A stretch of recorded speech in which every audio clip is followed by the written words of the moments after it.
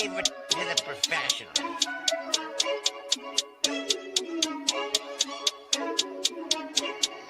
Last by Bundy, blah, blah, blah.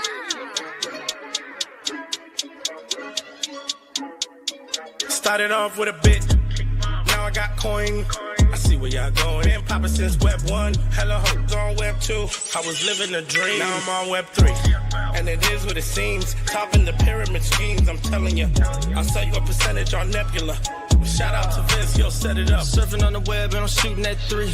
I've been goated when I got my G. I'm an alien boy from a different planet, yeah. So I got my drink, I'm riding in the 1920s Model T Ford. Call her Era Lord. Call me Levi, playing on the keys, boy. And I'm about to put my gloves on. If I said it, then I meant that.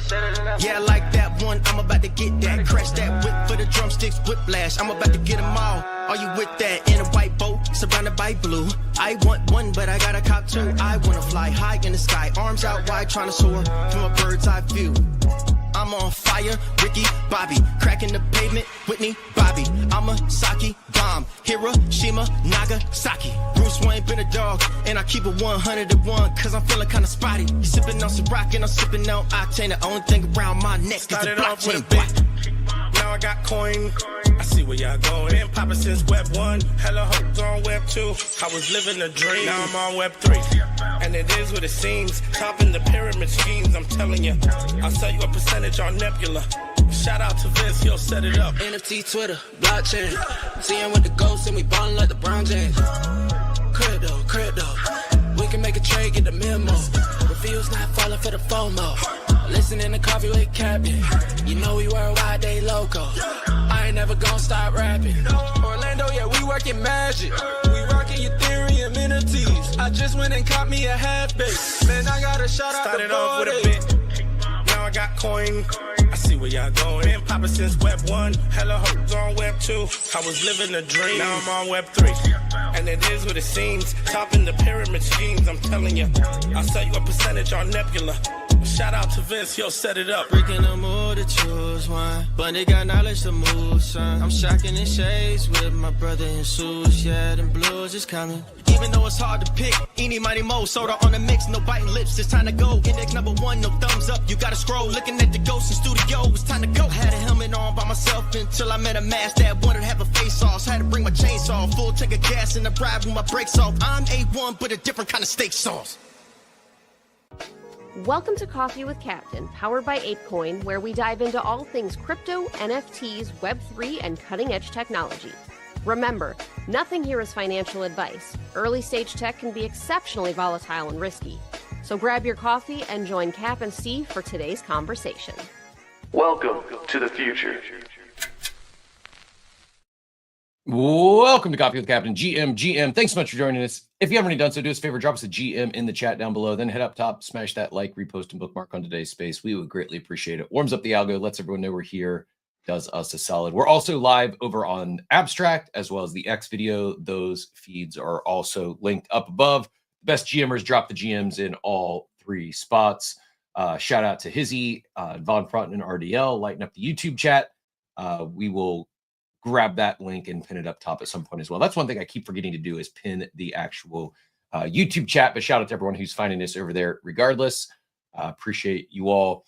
As always, I'm Cap, Jim, and my co-host Steve. Never any financial advice on the show. Crypto is risky, NFTs are risky, meme coins exceptionally risky, and go to 0 to moment's notice. Please don't follow us into any trades or look to us for financial advice. We are not financial advisors, but join us for some education, some information, and some fun along the way. Before I hand it off to my co-host Steve, if you haven't done so already, it is a Coffee with Captain Tuesday. Go up top and get your BZ account set up. You're not going to want to miss out on this. We're going to be picking 3 winners, some big prizes in the claw machine today.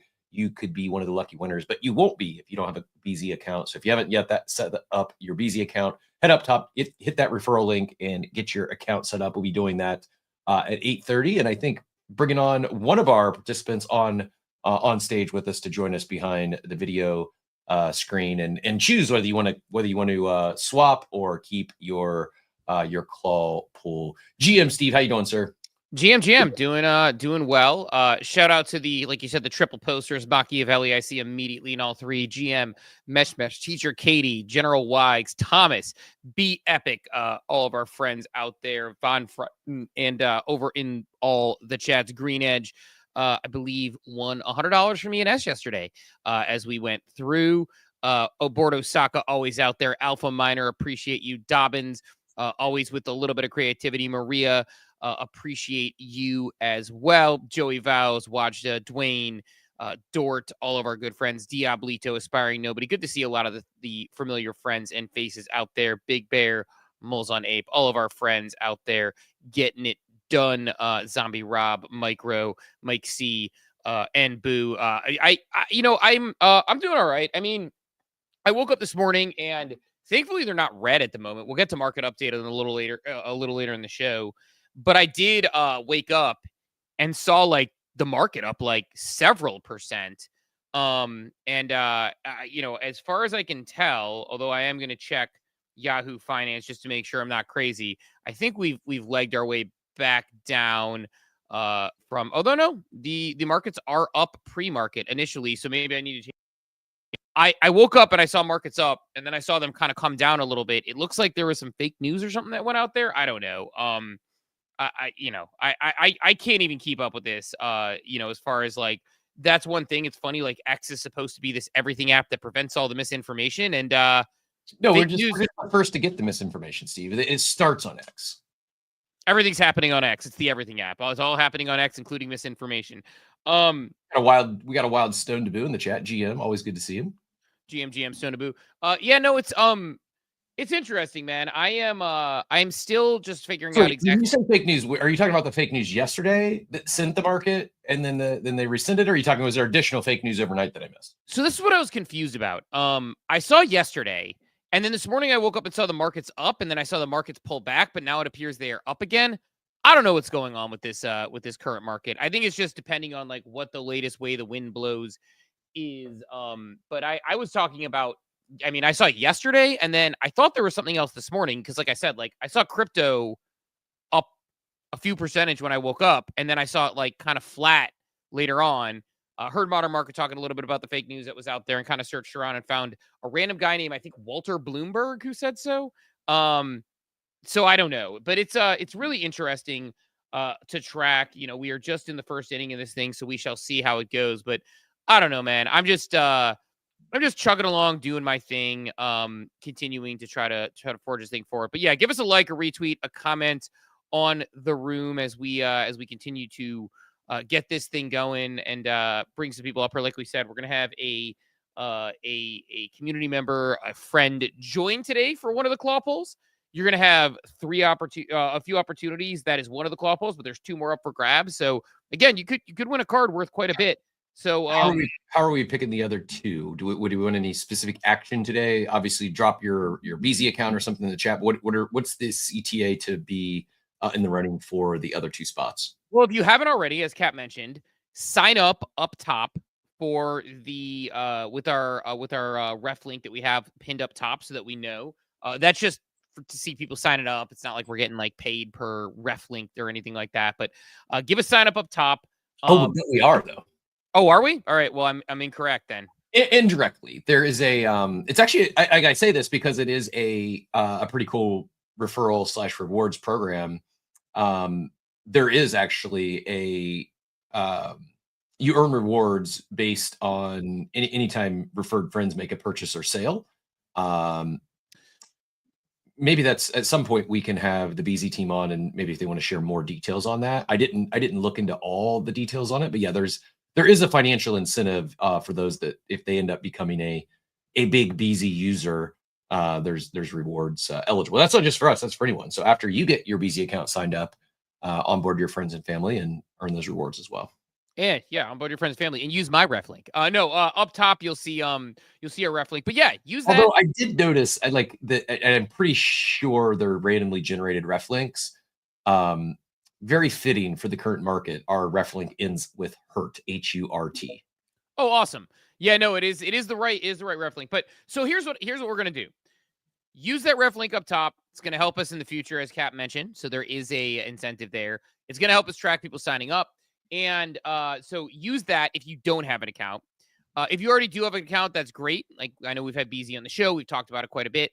I'm just going to go ahead and say it. Like, we'll start testing using different platforms. But in any of the streams, whether you're in Abstract, whether you're in the X chat, whether you're in YouTube, go ahead and just say you want a chance to have the claw pull this morning. Just comment on there so that we know, and we will pick a couple of people to get Coffee with Captain. I know Machiavelli's out there already stumping, so I'm going to say there's one more up for grabs because Machiavelli has been so excited about this. I mean, we've got Coffee with Captain across all chats this morning for Machiavelli. So that's what you want to do if you want to get the opportunity. So go across the chats. Let us know if you want to pull for Coffee with Captain. We'll bring it up again later after we warm up the room fully to get more people in here. But now's your chance. If you're early like Machiavelli and you're across all chats, best chance. Just hit me. I'm a little slow because it's just not my forte anymore. Like if I was still like prime drinking era, this would have hit me right away. We've talked about potentially co-opting this segment, which is still on the table as we look to, I think it's going to stick. I think it's been well received. I think it's one that we look to extend and potentially co-op. If Flo is out, we go to White Claw, right? Yeah, I'm sure White Claw would want to, I just saw, Machiavelli said, I want claws. I immediately thought White Claws. So, Coffee with Captain, White Claws. I don't know. Bad didn't land. Never mind. I mean, it's you who doesn't drink, me who doesn't drink often and sparsely drinks White Claws over the summer. The perfect sponsor, really. White Claw. Who would be the perfect sponsor, though, Steve? In all seriousness, who's that? We've got to get our way into Underdog. I am. Again, last night we turned like 143 into 240. I know it doesn't sound like a lot, but in the world of DFS / fantasy sports where you lose 80+% of the time, I may have never been on a heater like this where I've hit 13 slates in a row, not 13 days because some days have 2 slates. Like it is not normal. And I don't want to jinx myself here, but I do believe that I've found an opportunity, a subsector of the world of daily fantasy that is very plus EV for me right now. And I just like, as I think they say in the kids say, like I'm standing on my head when it comes to these battle royale drafts. Like it's just not like again, 20 entries. I don't know if that comes through. 143 to 227 doesn't sound like a lot, but I'm staying alive. I'm growing the bankroll every day, and the chance to hit like a big score here. Like I think there's like maybe 3K up top, so it's not like I'm not going to hit a 6-figure win or anything like that. But not only has it hooked me into baseball to where now I actually did spring for the 399 at bat, and I'm the old man now listening to baseball in my ears whenever baseball is on. And I'm also grinding the Masters. So I'm firing into probably negative EV in Masters, but it's like house money because I was not planning to like baseball was not on my cards, and it's become such a profit center for me in the short term that I'm expanding into Masters primarily because I want to sweat this weekend. I enjoy, and I'll get off it with this. I had forgotten how enjoyable afternoon sports are. Obviously, like Sundays in the fall, I'm consuming football. I'll watch Ohio State football. Not a basketball fan. Like I didn't watch the NCAA tournament at all. I watched the condensed game this morning in like 9 minutes, and I just couldn't even get into that. College basketball doesn't move the needle for me, but I'm absolutely getting locked in for these niche sports where I just. It's called baseball and niche sport. That's where we're at with baseball. I mean, it is in the gambling world, right? Like if you compare it to not just NFL, but even NBA, I would imagine there's far more volume on NBA than there is Major League Baseball. Maybe not. I really don't know. It's just my assumption.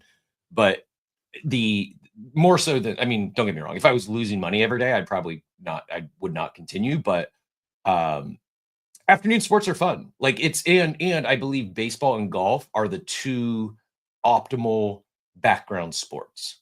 Like I can have baseball in my ear and work and not, it's not distracting. Like you don't have to take in a game. You don't have to be watching the visuals. Similar with golf. And yeah, like sure, you may want to see a great shot or something on a replay, but excited for the Masters app and enjoying the extra content because I mean, I think I had shared I burned through all my Web3 content. My podcast loops are, I get through them pretty quickly. I'm up early. I'm always listening to something. So like, I kid you not, my current Audible is Henry V. I'm listening to I'm listening to a book about the astonishing triumph of England's greatest warrior king, Henry V.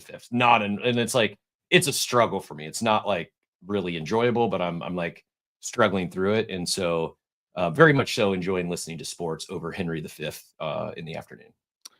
Okay, I mean, one I can listen to in the background. That one it definitely takes attention. It is not a multitasking book. Yeah, I mean, there's something to be said about that as far as like it's like what I listened to, like I mentioned, I like Chris Williamson, and he had like Naval Ravikant. Really? Did you listen to Naval? I like that was one I burned out over the weekend. But yeah, he's got in my rotation now after he was on Rogan, and then I listened to one of his other interviews, and then I listened to the Naval one, and yeah, I'm a big fan. I wasn't aware of him until the Rogan episode, and he's now someone I'll plug into.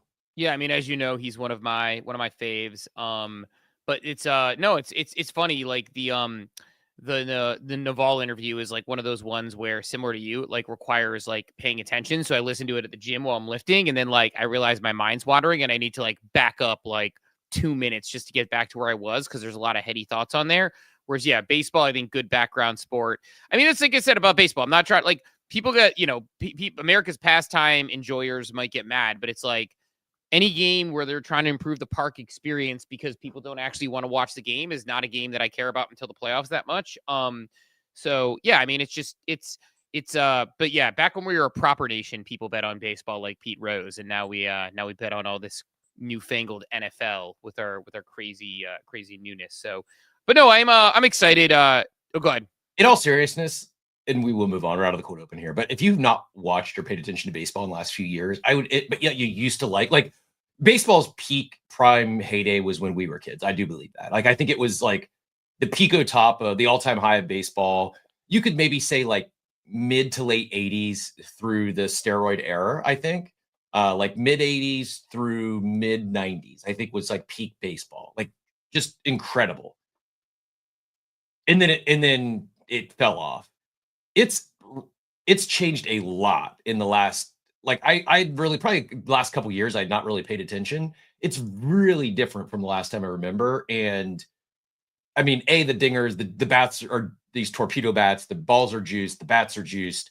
These pitchers are insane, man. I remember like 100 miles an hour used to be like one every 10 years you'd see a pitcher break 100.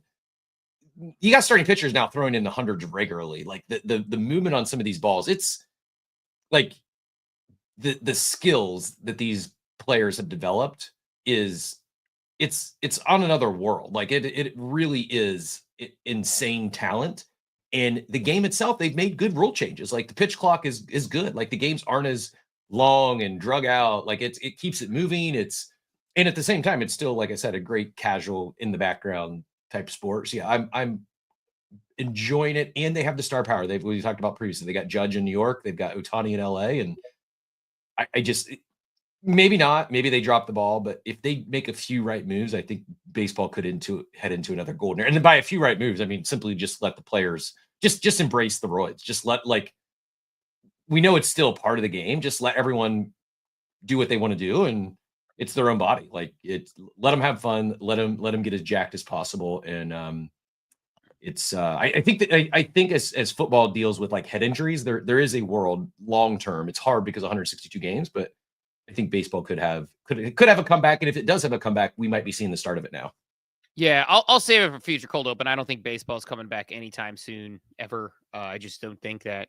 Like, I think the 162 games with attention span, like, my kids don't want to watch a 3-minute video because it's too long, because they watch 30-second TikToks. It's like football just happened to accidentally be the perfect sport in the sense that plays are very quick hit. They're very quick and easy to understand. So, but yeah, we'll see. I I am not. I mean, I don't. It just doesn't do it for me personally. And I know, like, when I try to, get kids into it, unless a kid plays baseball, I find most kids don't care about it. So, we'll see. We'll see if they get anywhere with it. But I'm very, very skeptical, to say the least. But Highest attendance in 13 years. First time in 12 years they went back to back with attendance gains. Was up 11% last year, and the double-digit growth in the 18 to 34 audience on ESPN, Fox Sports 1, and Major League Baseball Network. So it's happening. I kid you not. I was at Bed Bath and Beyond when probably 10, 15 years ago, shopping, because that's what one does in their late 20s, early 30s, when they're shopping for house stuff, when I was in Columbus back then. And Dawn and I are looking, and there is a Progressive Field picture of a game that is for sale. I kid you not. The stadium was maybe 50% full. In the picture they were selling at Bed Bath and Beyond. That's what baseball is right now, versus you think about the day when the Guardians, then Indians, had a gazillion sellouts in a row. So people don't care. My brother loves it. I mean, so you're talking to a home crowd with him. He plays MLB The Show and loves everything about baseball. I do not. But Joey's had his hand up for a hot minute, so let's go to Joey, and then we will go ahead and get into some of the news before we bring our friend up here for our special guest up here for a claw draw. But Joey, get in here, GM. GM, guys. Yeah, when you guys were talking about the referral system, I came up to clarify. So if you're approved as an official, BZ, call it ambassador, BZ promoter, there is and there's a process for this, right? This isn't every single person that applies gets this. It's you earn, every time somebody uses your referral to sign up, you earn 0.5% on anything that they buy, sell, trade, so there's a huge opportunity that if you're in the collector space and you have a following, you create content around collecting, that if you can get people to come to BZ and start using the marketplace and things like that, you're earning 0.5% on whatever they buy and sell. Now, as a regular user, you do have a invite link, and we are tracking that. Why? Wink, wink. But for now, though, if you get approved as if you apply and get approved as an official ambassador, you'll earn 0.5% essentially in off of everything that they buy and sell. And then I did have a baseball comment, but I'll pause there. Thank you for the update. Appreciate the clarification. It's very fitting that I spread some fake news during the fake news title. So appreciate that. So just a TLDR is there is an affiliate program. You got to get approved for it. If someone is interested in that, do they reach out to you? What's the process? So there's I'll get the link and share it up top. It's essentially there's a form you fill out where you about your information, what type of collector are you, content, followers, business model, all that stuff. Because the goal with our brand ambassador program is to really appeal towards people that are in the collector space, right? We want to proliferate the growth of collectors. And it's important for us to have people that are champions for the product, but also champions just for the collectible space in general. So I'm not saying that if you're just a CT influencer, you won't get approved, right? But the idea is we want to grow the brand through people that have a passion for collectibles. So it's a pretty short type form. I'll get the link and I'll share it, and then we can pin it up top if you're interested. And then you just kind of fill it out, go through the process. Our BD team, which is Dashong Wizard and Profits Over Wages, there are kind of our BD team. They work with all of our, they work with both, corporate partnerships as well as our brand ambassadors would reach out to you and kind of talk to you and understand what your goals are and then go from there. Right on. No, I mean, it's a good program. We're excited to be part of it. Like, appreciate you clarifying on that. Like we said, up top is our ref links. Mentioned it before. Give us a like, retweet, and comment on the room as we get it going. We're going to be drawing some claws here in a minute. Teacher Katie, we'll just go ahead and say it, is going to join us in about 10 minutes to do one of those. Machiavelli is going to get at least one of them. So Machiavelli, get ready in the chats. And then we have one more to give away. So if you want to be one of the claw pulls on Clawfee with Captain, comment either on YouTube, on Abstract, or in the chat right here on X. I know a lot of people listen in different ways. If you're like Cap, who listens to baseball on the radio, like a geriatric 80-year-old man who takes his Sanka before bed, he also is you can listen to us on X all the same way. Go ahead and leave us a comment saying that you want to drop in right there. So, jump in and let us know if you want to be one of the claw polls. We will let you know, and then we will get your account to get it your way. I see a lot of people out here getting excited about it already. Cap, we have I think we have like a couple of things that we should definitely hit on. I think the fake news thing is interesting, just to like give the context to it. So I don't know if there's anything this morning. Yesterday, we had Walter Bloomberg here, who I think is a parody account, said Trump is considering a 90-day pause on tariffs for all countries except China. And, the response here, Matt McDermott tweeting, Twitter letting random users pay $8 a month for a verified badge just led to a $4 trillion market mistake caused by fake news. We live in a world where we have our guard up, where I don't trust anything. I was getting emails yesterday because I think someone was trying to hack my Facebook account. And it's like, if this wasn't you, click this link. I'm like, absolutely fucking not. I'm deleting this email and I'll just change my password or something. Like, I don't click anything. Apple tells me to update my software. I say, nice try, Apple. I'm not updating my software. You just want my seed phrase. I think the rest of the world does not have their head on a swivel, though. And people are gullible, including traders. Any thoughts on this? Is insane to me that $4 trillion was added on a X user BSing. I don't know. Any thoughts on that? I mean, it just shows how irrational these markets are, because the fake news wasn't, oh, we're going to pause the tariffs for 90 days. Okay. It's just like nothing makes sense anymore. Like everything's a meme. Everything is just running on sentiment and like, I don't know. It's just, I guess it was a reminder to me that I'm not going to get too caught up in short-term volatility, because I just have a feeling the next 90 plus days are going to be extremely volatile to both directions. And I'm going to remain cautiously optimistic that we come out on the other side of it in a better spot, or a much worse spot. Like, I don't think there's much middle ground here. I think either this is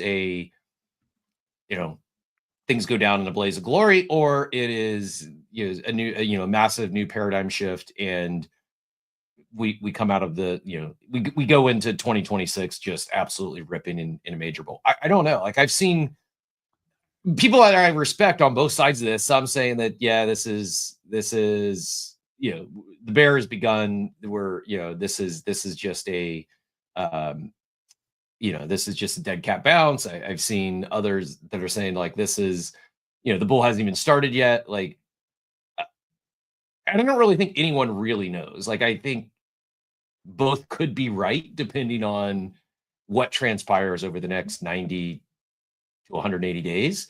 It's wild that the movements are so insanely volatile. And I think the other thing that's even more weird to me is, after it was, it came out that it was fake news. Yeah, the market, sold off. It pulled back, but it was still above levels it was before the fake news. It's like none of it makes sense. And to me, that's my big takeaway is, while long term markets always win, in the short term, I think they're maybe debatably never been more volatile, or the potential to be volatile in history than they are right now. Yeah, it is actually unprecedented and insane, because we've never seen anything quite like this before. And it's at the point where, I don't know, there's a couple ways you could do it. If you're really feeling cute, You could try to trade it based on like every announcement and everything. I am not being cute. I am going to keep DCAing as I have been. I got into a funny argument yesterday where Legendary, actually gave a troll the same energy back that a troll gave to me, and they seemed to get very upset by it, which was fun because I rarely do that. But this person was being kind of a particular type of asshole where Legendary made a comment about like, if anybody tells you what they know you're going to do in this market, block them or whatever. And I said, also I'm going to double down on some of the, economists and people who I've seen knowing, like, not saying they're going to be right, but like, consider that, if you're following random CT user, it's not going to be the same validity as people who are like actually doing this for a living. And somebody responded to me and goes, "You must have made a fortune shorting the markets. Congrats." And I was like, "You must be fun at parties by trying to dunk on people instead of having meaningful discussion. Congrats." And they kind of were an asshole about it. And I basically, kind of gave them the same troll energy back, and they got very upset and ended up with a "you mad, bro," which I was like, lowest form of reply. And you don't actually have any original thoughts. So, and they said, "You're right. I don't have any original thoughts. Have a nice day," and gave up on it. But you could tell like they were upset because like, but I always find it funny when like somebody comes in my comments and troll. I'm usually kind of kind. This person was an asshole when I was trying to have like a legitimate conversation with Legendary, being like, "Hey, like you're sort of like conflating everybody in the same bucket here. There are experts on this thing." And the person came back at me like kind of an asshole, and I like gave them the same energy back, and they got upset. It's like, why is it that the trolls like to troll, but when you give it back to them, they're like upset about it, or they try to hit you with the "you mad" as they cry behind the mask. So in any case, it was a funny exchange, but I don't know, man. Like I'm gonna continue to do my thing. I'm not gonna try to play the markets any one way or the other. I think there are a lot of people who are, and good for them if they're good at it. I just think it's a very high stakes, risky game at the moment. So just not my personal jam. I saw we had Micro fly up here as well. Want to toss over to Micro on the hand. GM, sir. Yeah, good morning, guys. Yeah, crazy market. I was listening to CNBC while I was listening to you guys yesterday, and so kind of heard that announcement come out. And I'm kind of skeptical because I find it hard to believe that a parody account on X can drive trillions of dollars in 20 millions. Maybe Warp Joe or someone could explain that phenomenon. But I also, at the same time, saw on X and that there were some rumors that Europe was willing to negotiate. And then that sort of went away real fast. And then this other story came out, and it pumped and it dropped. And we'd seen a couple other countries, fold right before the pre-market, back to 0% tariffs. And I just wonder if there was, the algo trading, sure, maybe they're reading timelines and, that tripped a series of events that drove it up. But somebody had to know. Some person had to be pushing a switch somewhere and got a bit of information and then used that to lever it. And then this kind of fake news story came out. It came out of a source within the White House, and then CNBC ran with it. And, you can hear them on the floor. They were rallying and cheering when it went back into positive territory briefly. But I don't know, man. I just got my tinfoil hat on that one. I just think that there was another event and it got leaked and it wasn't supposed to. And then this kind of cover story came, because otherwise I can't imagine that big of a move on essentially fake news that really wasn't that big of a driver. Anyway. Yeah, there's a couple of ways it could go. Remember, I heard about a market this morning talking about last year when and by the way, Micro, do you think you can join the stream next week? You want to be our stream poll guy next week? You want to jump on video with us to do a coffee with Captain? Let me know what day. Okay, cool. Yeah, I was gonna say Tuesday, same time, same place. But we'll get you on next week. So, Micro, I'm gonna put a pin in it and not pick you this week because even though you did a great graphic, I think coming on stream will be fun for swap or not, which we'll talk about here in a minute. Because BZ gives you 15 minutes to swap for a percentage of the value, and you'd get instant liquidity right then, which we'll hit on. But we'll bring Micro on next week as our live guest, which will be fun. But yeah, I don't know. We had the ETF news drop before Gary Gensler and the SEC dropped it last year, which I completely had forgot about till Modern Market brought up this morning. So I do think there is a world where, I know this is going to sound mean, but like I look at like a lot of people on my Facebook feed in my parents' generation get fooled by fake news. If those people are trading stocks at billions of dollars, it's still the same people. So I think it's possible. And And not everybody, it's not necessarily always generational. I see younger people get fooled by this stuff as well. But I know that, like, you know, my mom, God bless her, she'll call me and be like, hey, I saw this thing or I got this text. Is it real or not? And good for her. She's keeping her guard up and asking me because she knows I'm skeptical. But, like, you know, I had a conversation with her the other day. Don't ever click any link in a text message. No, you don't have a violation from a toll booth, which she drives from time to time and uses them. So she thought so. And no, your account is not being reset. Like, you know, if anything happens, call him. And she knew, she's smart enough to know, but she calls to double check. So it's possible that's there. But yeah, man, I don't know. It's like I see the amount of money that gets added in a race for the market on this stuff. And I think there is potentially some validity to, I mentioned it yesterday, sometimes the star free agent in a sport, in like, you know, star wide receiver leaks out that they want to trade, and that pushes the team to pay him a little bit more. Entirely possible that administration themselves is putting out little information about rate cuts or Europe negotiating to try to like soften the blow of the market so it's not all one big downfall. But on the other hand, they could just short the market on this stuff and make plenty of money anyway on this. So who knows? But you know, good time to be an options trader, I guess, if you are one, because volatility is good for that sort of thing, for sure. That said, like we said, Hey, Steve, it's so funny you mentioned the toll booth thing. My wife literally has a text message on her phone right now where it's like, this is the Department of Transportation reaching out about your unpaid tolls. And she's literally, I told her, I said, did you see what he said about the toll booth? Because before, when she got her first one, she was like, is this real? And I was like, no, it's not real. And now we both keep getting them. The one that I get that's really fun too is I get an email with a PDF file that's like, a package was shipped in your name and you need to finish paying for the shipping in order to receive the package. Click this link to receive your package.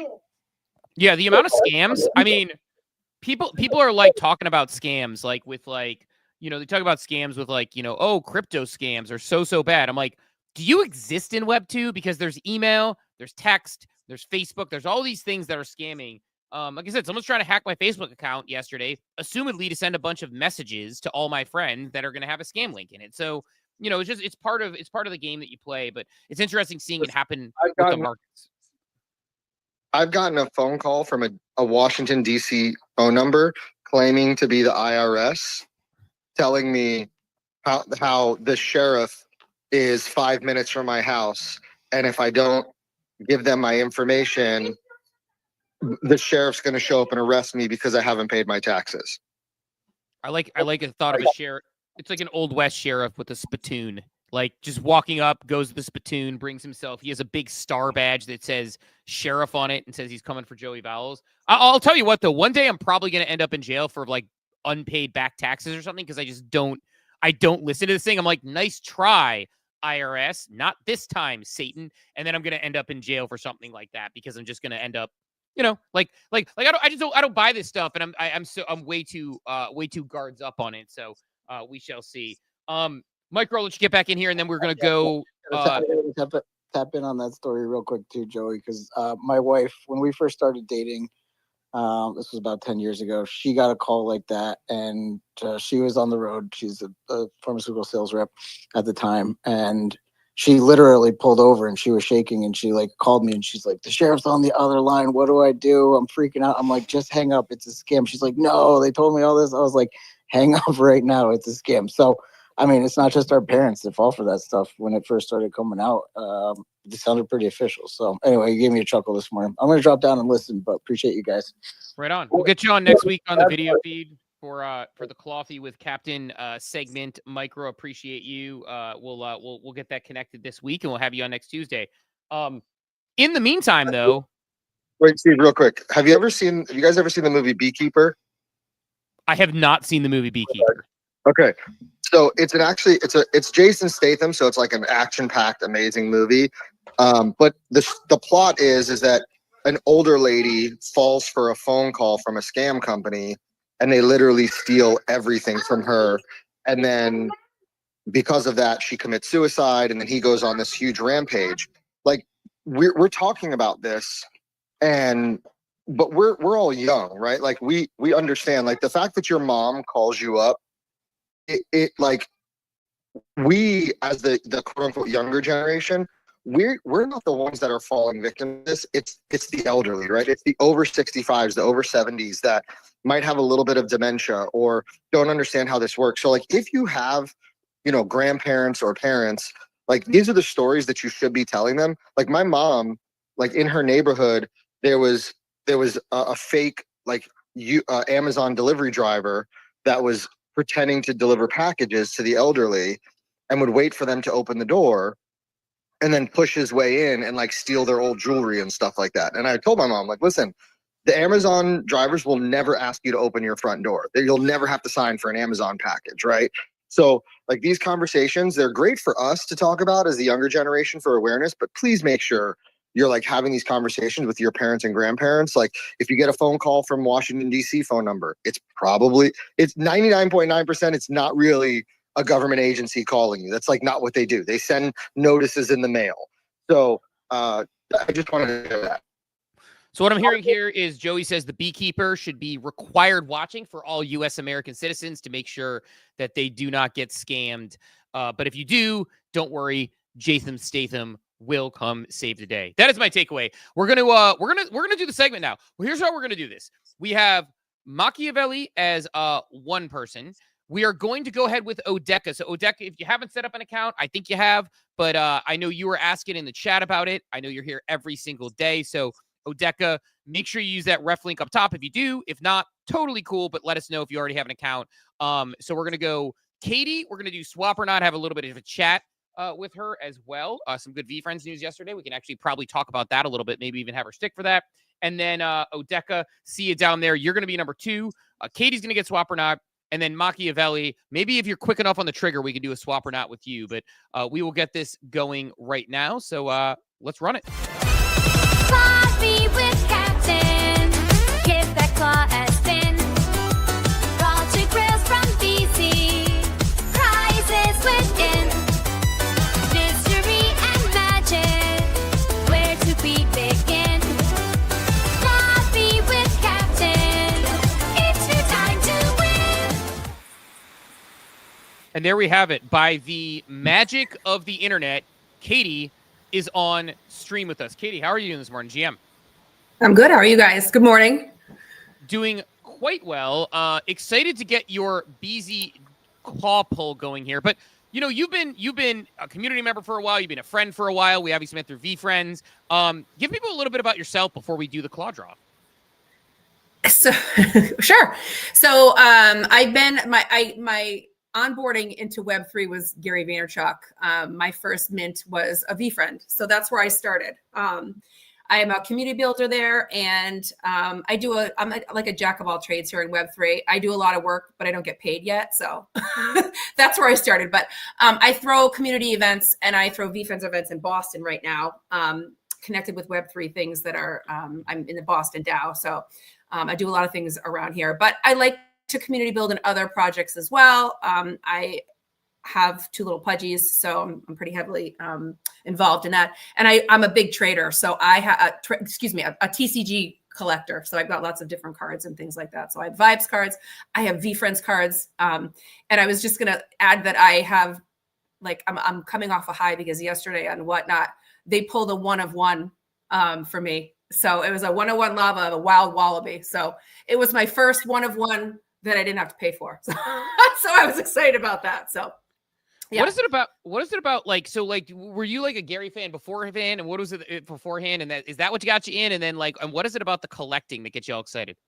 So I actually didn't get in through the collecting. I got in, I was watching TikTok during COVID, and I came upon a TikTok from Gary Vaynerchuk about retail arbitrage, which is really where I started. I mean, I've been selling on Amazon since 2013, and I thought it wasn't a thing. I thought I discovered something great. I could take stuff out of my house and sell it on Amazon and make money. And I was like, this is the best thing.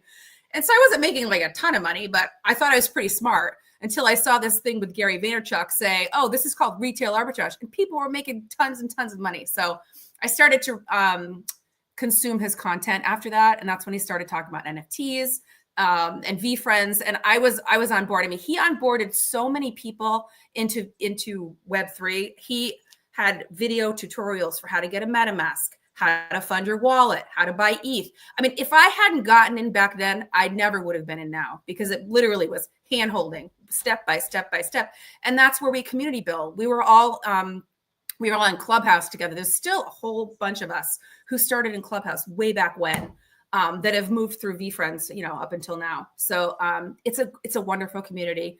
And that's how I kind of came into Web3. But I've learned a lot. Thank you, Coffee with Captain. I've been listening forever, and I've learned a ton on here too. So I love that the space keeps moving. I love to keep learning, and I like to connect with people. So. Yeah, totally. And I know you're, like I said, you're deep in the VFriends community. You do community events. You also do community events just related to crypto in general. And that's awesome. Last question I'll ask you before we promise we'll get to you pulling on the claw here. But what do you think makes the VFriends community unique? Because that's where I associate, I think of you as a VFriend, even though I know you have the World of Women. I always feel that VFriend vibe. What do you think makes it unique? Because I always feel something a little special and a little different when I go to those events. I'm not just BSing. It's I feel energized when I go to a VCon or when I go to a VFriends meetup event. It's so cliche to say that VFriends changed my life. And there's a lot of people who laugh when I say that, but I'm not kidding when I say that. The people I met are the smartest, most generous. I mean, there's just never an ending stream of people who are there to help you, there to educate you, there to lift you up. I mean, we have highs and lows, and it's an amazing group of people who now actually have moved into other communities as well. So I feel like you always know a VFriend at some point in your life, but it's the energy. It's everybody has common goals. We all want to move forward in the space. It's a genuine interest, I think, and a commonality between all of us. That's actually a good way of putting it, where there's a VFriend in every community, because it does feel like I'll talk to someone who I didn't even know started in VFriends. I'll be at an ape meetup. They'll be like, oh, yeah, I bought a VFriend, and that got me into NFTs, and then I actually flipped it, and then I bought an ape, and it's or I, held it, or, so I think it's kind of fun, and it's just, I don't know. To me, it's the fact that, the very base of it is actually good characteristics, and that's what they're pushing, also is something that's a little different for the space, which is pretty counterintuitive to most things in crypto. So I love that about it. Well, and I'll just add one more thing. You have to think about the traits that VFriends want to portray. You have to believe in those traits in order to push that forward. So most of the people who are in VFriends want to push forward those wonderful traits that Gary's put forward. So I think that's also a commonality as well. Yeah, I'll just build on that before we go, because I think it's a really good point. Is I have this conversation where, my wife Dawn, she was shopping for a VFriend 2 at one point, and it was what she was looking for. It's well, do you want to pick a trait that you embody or a trait that you aspire? Because you can go both directions. I've gone aspire when I've bought VFriends a lot of times, and then I went aspire first, and then I went, embody second. But I think it's a cool way to take something that you have a unique sense of identity with, that's not based on, a trait that it's not it's very non-superficial, which, look, I love traits with sunglasses. Sunglasses is a very superficial thing, right? It's it's not if I go find something with sunglasses or a spinner hat, it's that's who I am at my core.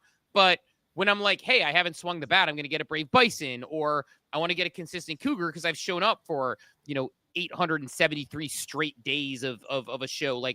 There's something to that. So I would agree with you on the trait based thing. And, and definitely got myself some Topps cards yesterday. It's a fun community. So I wanted to give it a little highlight and shine as we were talking about it, just because I don't know, it's a fun community and it's fun to be a part of. And I feel like it's so unique and different than every other community. And it's also, I tweeted about it yesterday. It's just, they're building a business, which maybe we'll talk more about it after, but it's it's just comics, cartoons, cards, conferences, gated drops, ticketing, exclusive items for people with certain traits. It's it's actually using the tech in a way that's not the selling point is the tech, and you're going to stake this, and this token that you stake is going to get you a token that's not worth anything. That's going to do it's just, this thing is our rookie card, but it also can be programmable software. And I don't know, I like that aspect of it, that it doesn't try too hard, if that makes sense. No, it totally makes sense. And you think, I keep saying VFriends is underrated. People have no idea what's going on, what Gary's doing.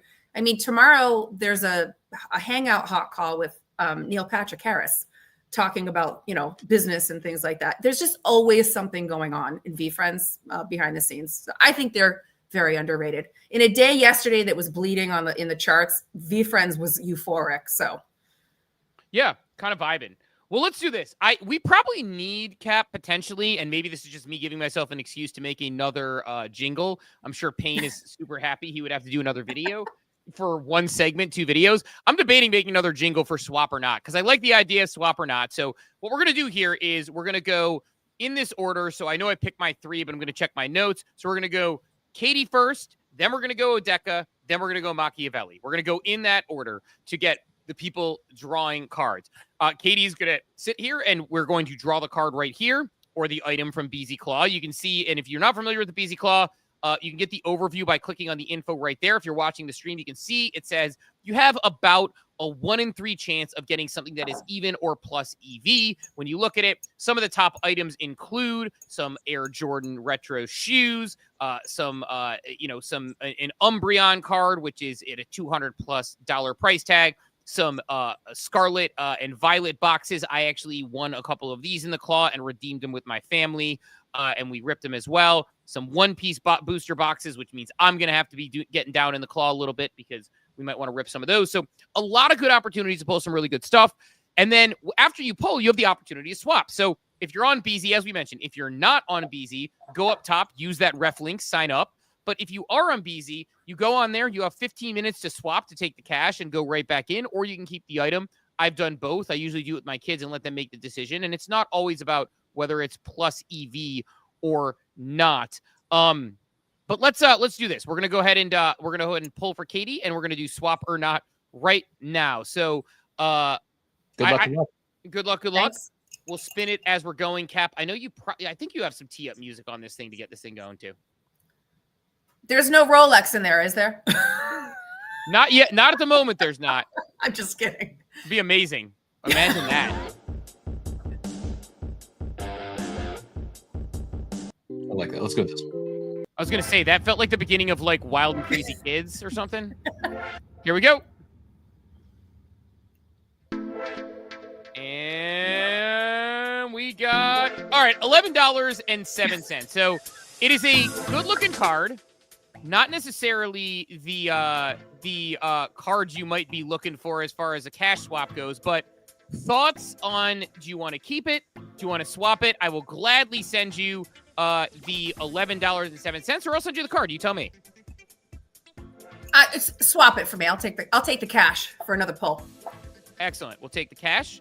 We'll get that over to Katie as well. Now we get to see what's awesome is now that Katie's live on stream, we can see if she's mad at me for putting her in this particular order, because now we're going to draw Odeka's pull, and we're going to see, we'll see if he does the same. So we're doing the swap right now, so I will owe you $11.07 that I will get you as well from that balance that we have. Obviously, my cart is loaded here from BZ. Odeka, here you go. So if you pay attention, good luck, Odeka. Let's see if you are, I don't know. Let's see if you have a little more luck than Katie. Apologize for the lower pull. It's a luck of the draw sometimes. Would have loved to get you a several $100 pull. So this one's going for Odeka in the chat. We got a box. The box is pulled. $27. So about even, a little bit below even. Odeka, I actually like this card a lot. So if you decide to swap, maybe I will just specifically send you the money personally, because I actually like the card in general. Anything that's a monkey related Pokemon I like. Odeka is keeping, immediate keeping. So Odeka in the chat goes immediately keeping. I will send it to you. Odeka, I know we follow each other. DM me your BZ account. Katie, you can DM me yours as well, and I will get you the cash into your wallet, or I'll just send it to you via MetaMask. Will make it work there. But that's I agree with Joey Val. Super fun card. Let's all right.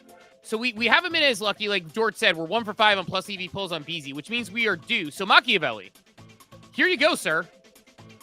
We're gonna find out if Machiavelli can be our first big plus EV pull. I'm feeling it. Sometime in the next 7 weeks, we're gonna get somebody who is going to absolutely cook. Big winner of the day. Here it is. I'm feeling this one. I think this one is going to be, I think it's going to be a $50 plus card for Machiavelli. That's what we're going to say on this claw pull. Let's find out. $27 Machiavelli as well. Again, it's actually another nice card. Actually, and again, like a Master Ball Squirtle PSA 9 2023.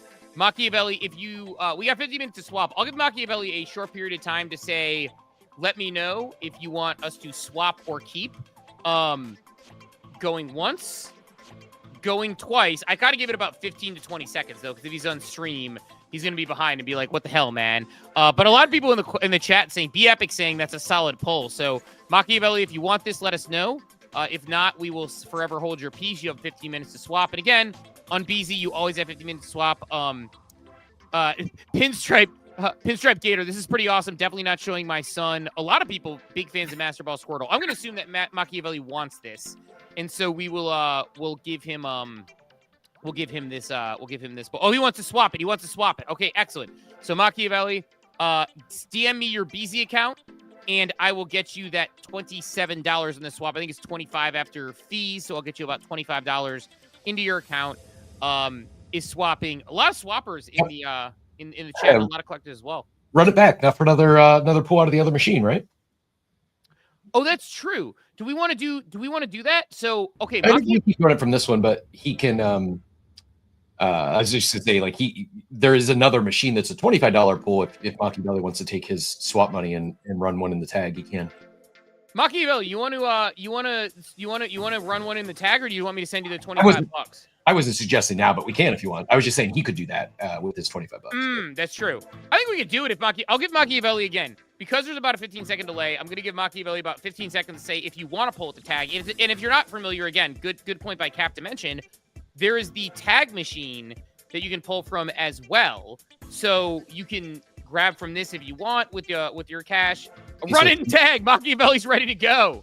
Hey, Steve, before you run it, can I real quick on the tag machine? So for those that are in the collectible space, probably heard of tag. For those that haven't, just a quick. So tag is an AI grading company. So there is a little bit of human involved, but they have built their own proprietary, like essentially machine that uses AI to grade their cards, and their cards are actually graded on a much higher scale.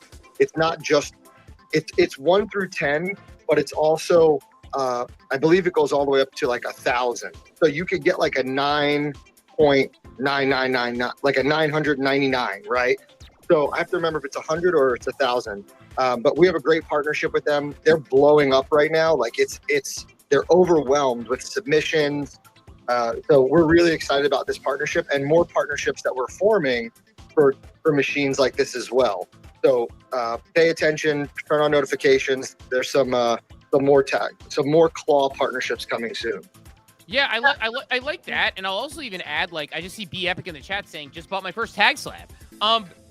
Katie, I will make you a deal too while I'm pulling for Machiavelli here. I will sponsor 50% of a claw pull on my own, out of my pocket, if you want to do a tag pull. Would you want to do a tag pull, or you wanted me to send you that like $12? All right. Yeah, we're gonna do another one. Let's go for it. I actually, Cap, I'm glad you brought up the tag machine. I like this idea of us like going potentially swap in a tag, and maybe I'll even sponsor sometimes on my own. So we got a tag pull. This is Machiavelli's tag pull. This is Machiavelli's. $13. He ran it again. No such luck, but hey, that's part of the draw. Machiavelli, send me your let me know if you want to swap this. I'm guessing he will want to swap this. Although again, like kind of a cool card. I don't know. I like collecting too much that I just like look at things and get excited about them. But let me know, Machiavelli. I like Odeka in the chat, by the way. Something to this, BC. Machiavelli is on the swap. Machiavelli's a fun one. We got Odeka saying I could watch polls all day. I could do polls all day. So we'll let this one swap out. While we swap this one out, Katie, any quick background on the V-Friends drop from yesterday? Because I know we had that one that came out. So it was the Topps drop. I bought, you bought. Want to give a quick update before we do your poll? So today there's a general drop, but you have to enter. You have to go onto Topps. You have to go onto Topps yourself, and you enter your email. And there's some kind of a lottery system that they use, so you can buy 2 boxes today as well if you get chosen, if you put your email address in. And then who knows what the demand is going to be after that. I know lots of people who bought yesterday. Supposedly the demand for these boxes are off the chart. I've heard people quote between $300 and $400 that these boxes are going to go for at some point. So, oh man, but did I make a mistake just buying one? Yeah, the best part of this is that there's community members that were chosen to draw sketch cards, which I thought was awesome. So a lot of the prominent members and V Friends have drawn sketch cards you can pull in the Topps Chrome. So what an amazing thing to say you've been an artist for Topps Chrome, right? Very cool. Yeah, it's awesome. And I see, by the way, I see Be Epic in the chat. Be Epic, set up that BZ account with that link if you haven't up top. But I see you said, so the cards are held in a vault and can be shipped if you want. Yes. So they're held in a Brinks vault, those giant cartoony trucks that you see that carry around money and protect it. They're held in a Brinks vault, and then you can actually get it shipped to your house. And I've done that with multiple things. I've debated doing it with my sealed copy of Mario 3, but it stays in the vault. The vault stays on. But yeah, so... All right, we're going to do Katie's second poll here. I'm sponsoring half this poll because I want to see we're trying for a good poll. We're trying to get a big one. So we're using the tag machine on this one, as we mentioned, from Joey Bowles, an AI grading platform that is blowing up right now. They have a great partnership with BZ. So we're going to see what we get here. So here comes Katie's second poll. This is going to be the one. I think this is going to be a major poll. I'm feeling I think so too. Let's see. You got the same card. Really? It's not the same one. I can't even see it. Swap it. It's the same card. So we'll I'll do this. Same card as you basically got the card that. So Machiavelli swapped it back in, and you got it. Okay. So unlucky with the claw pull this morning. You want to swap this one too? Yeah, please. Excellent. All right, I will send you the $13.50 shortly after this as we go. But yeah, pulled the same card. No such luck on that one. But we will get a good one to this day. But Tag giving us a little bit of a troll there, I think, as we got this thing going. But no, hey, I mean, like, Katie, appreciate you coming on the stream. We'll get you the $13.50. Sorry we didn't have more luck this time, but fun having it. It's good having you on the stream. Thank you. Thank you for having me. It was fun. Awesome. Appreciate that. Hey, Steve. Yeah, sure. Can I clarify real quick? So when cards are pulled, they don't immediately go back into the machine. They go into like a back-end wallet that we then restock the machine. So that just means that there was multiple of the same card in the machine. It's not like, because if you go back and you look, what we've done is we've made the odds dynamic. So every time things are pulled out of the machine, the odds percentages will update based on what's left in the machine. So that card wasn't pulled and then put right back in immediately. It goes into a back-end wallet. We have to manually restock the machine. That means there was multiple of that same card in there. Yeah, that card is it's a popular one. So I will send that Japanese Future Flash to Odeka, $13.50 to Katie, $13.50 to Machiavelli on the swap. Cap, kill the music, keep going. Let's do it. That's Dance Pop brought to you by StreamYard. Thank you, StreamYard. Yeah, appreciate the StreamYard, the techno music. It was better. The first music felt a little aggressive. I can't explain it. I just felt like I was on like a Yacht Rock. I thought it was like a Nickelodeon show where they have like they bring on like like those Nickelodeon shows where they bring on like the actor who played Zach Morris, Mark Paul Gosselaar, and then like you missed it. Yeah. It's like, this means that, like, the guys from Salute Your Shorts were going to compete against Saved by the Bell in, like, a extreme competition type thing. Like, we're going to see if Donkey Lips can beat Zach Morris in something, in Tug of War or whatever. This is what the world's missing, is we need what would you say would be today's analog of the Zach Morris, AC Slater rivalry? What is that in today's world? Oh, God. I don't even know. TV's so fractured. It's all we could watch on Saturdays. We had nothing else to do. If you were lucky enough to get the one TV in your household because your parents slept in on like a Saturday morning, you woke up in the morning and your lawn was out of order. You didn't think you were going to make it on time. I mean, are we just, is it just nostalgia runs that strong, or was TV in movies just so much better during, like, I don't know, 20, 30, 40 So years? the TV did suck. It's just relatively the acting, the storylines were way over the top and sucked. Like Saved by the Bell, it was entertaining. Why did we were glued to it? Why, like, our generation watched every single episode of Saved by the Bell. It wasn't good, but it was entertaining. Why? Yeah, I don't know. Like Boy Meets World and Saved by the Bell, I've seen every single episode of. Now, Boy Meets World, a little bit better acting, a little bit more fun and whimsical. TGIF, the whole 9 yards. But like Saved by the Bell, I love. I've seen every episode. It is on amongst my favorite shows ever. But not gonna lie, like I mean, it is it's poor acting, it's ridiculous storylines. Like the drugs episode when they're like bad, stupid, not ever. Like you can watch like the drugs episode, and that's always a funny one. Yeah, exactly. A pain. Like you can't everything on TV prior was black and white. You can't convince me that like Sopranos and Game of Thrones are not better than Saved by the Bell. So TV is better now.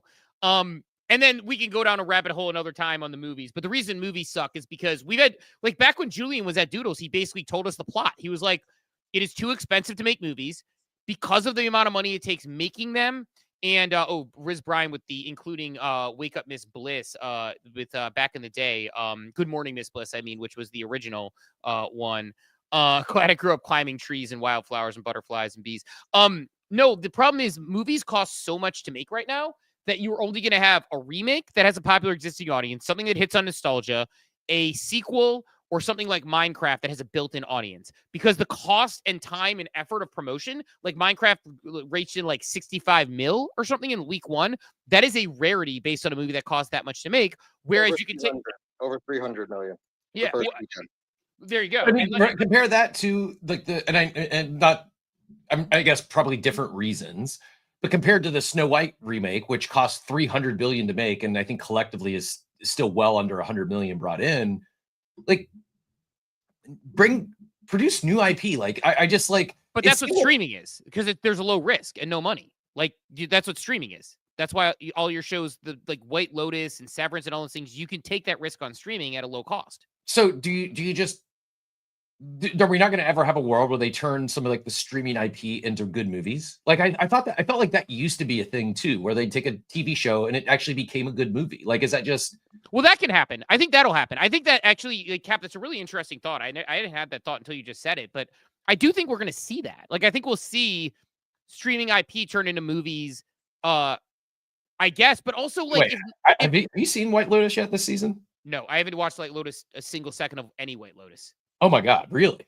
Yeah, not one. I don't even know what it is. I don't even know anything about it. I know what it is. I've heard of it. Everyone's like, oh my God, you need to like watch like Lotus and Severance. I've watched neither. So I don't know. You can pass on Severance. Severance is it's okay. It's definitely not background watching TV. You need to like someone said it's like the middle curve. It's like what middle curve people think is a high IQ show. And I kind of chuckled out loud. I kid you not, I'm genuinely curious Chambers' take on Severance, because I feel when they said that, I was like, oh my God, that's Chamber dunking on the Severance people, was my thought. That sounds like some Chamber would say. You're right. Payne, who controls the podcast, careful with your words about Severance, Cap. Ben, we are going to get Payne to quit between my Game of Thrones take, which is, you know what the best part about Game of Thrones is? You know what Game of Thrones is? Direwolves are back, by the way. Did you see this? What's back? Direwolves. They brought the direwolves back. They're not really back. It's not real. It's fake news. It's actually like they're making a wolf that's kind of like a direwolf, but they're just making a big wolf. So I don't read the articles. I just read the headlines. Right. And Time Magazine. So it's got to have some credibility to it. No. It's a part of a direwolf. I still want one. No, it's not a part of direwolf. It's literally how are they spinning this to make it like, what's the real story? They're just like bigger wolves that they're making that are like direwolves. Apparently, like I saw somebody talking about it. There's like no part of it. There's no like actual direwolf DNA or something. Yeah, I understand. No, they are. They took the DNA from the skull of like a 13,000-year-old direwolf and the DNA from like a leg bone. They spliced it with an existing wolf. They like took the DNA from a wolf that's alive today. I think the company's out of San Francisco. They removed pieces of the DNA, inserted the direwolf DNA into the genome, and then the two direwolf puppies were born. Well, you'll have to argue with Hawkward on this one. Hawkward, who I know is a animal connoisseur, says this headline is straight up misinformation. The direwolf isn't back. It's a gray wolf that's genetically modified to be more like a direwolf. It does not have any portion of direwolf genome beyond what gray wolves also have. This isn't a return of an extinct genome. Do better. So it sounds like maybe the genome is there, but no more than any sort of current wolf has. So it's not really bringing the dire wolf back. But what I was going to say to about the thing that Payne was saying about, like, be careful what you say about Severance. The funny part about Game of Thrones, this is like me arguing Michael Jordan. I think Michael Jordan is the second best basketball player of all time, but people get very mad when I say that. I think Game of Thrones is the second best series I have ever watched. And people get mad when I say that because I get so mad at the end of it that they get mad because the last 2 seasons were, like a dumpster taco of shows. They're just bad. So that was just my take. But Cap, I was going to say, like, to your point, like, if the streaming platforms hold on to those movies, like, I think they will. Like, I think so. It's like sort of like Breaking Bad had a series, and then Netflix released El Camino, which was actually pretty good. I think there's a chance where we see streaming shows turn into movies, but, like, it doesn't make sense right now. The financial model is, like, the guy in Squid Games didn't really make a ton of money on season 1. He made money signing on season 2 and 3, but Squid Games was a hit and it worked. It's like, that's what you do. You take a lot of shots with creativity. Yes, you do things like Severance, which you expect to be pretty good, and you can put promotion and money around them, but it's far more cost efficient. And it's also how people want to consume. Like, the other part about it is, and then I'll get off it, like, Minecraft was great. It is the first, it's one of the first appointment event movies we've seen in a while. We've gone to the theaters a couple times. We saw My Hero Academia. We saw Dogman. We saw this one. I can't stop singing Steve's Lava Chicken song. If you've seen Minecraft, you know what it is. Lava. We'll get it in your head all day. But my home theater is also better, and I can, like, go to the bathroom and grab a beer or make popcorn on my own and not pay a bunch of money for it and not wait in line and not, have, smelly teenagers in sweatpants around me at all times. It's a lot easier to watch a movie at home. So I think people prefer to stream. Like, when my son snuck and watched Squid Games on the grandma account on our Netflix and tricked us, like, he streamed the entire season. Like, he doesn't have to go to a movie theater for that. So I think it's just a matter of consumer behavior. Joey, let's get in on this real quick, and then we're gonna move on to other news. Yeah, I think to your point, for example, The Mandalorian, right? They've had multiple successful seasons, and now the movie's supposed to come out. And I just wanted to bring that because you made the point of, like, successful streaming shows and then launching a movie.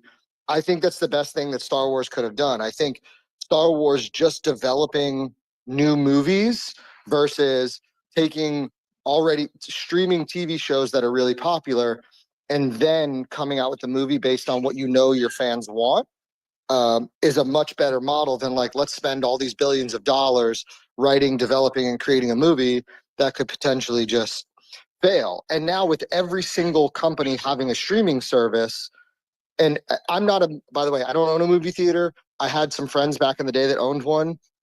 It's really expensive to be in movie theaters versus being on streaming. So, like, Fox, ABC, Peacock, right? Like, they all have their own streaming service now. So it's far less expensive to just put it on your streaming service than it is to get it into theaters with all the marketing and that's involved in that. So, and you can still charge, right? Like, you go on Amazon Prime, there's a lot of free movies on Amazon Prime because you pay for Amazon Prime movies, but then there's also rent it for $5, rent it for $10, own it for $20. And it's much more affordable, to your point, Steve. The last time we went to the movies, I took my daughter to see Moana 2. And after movie tickets, like a kid's box snack, right?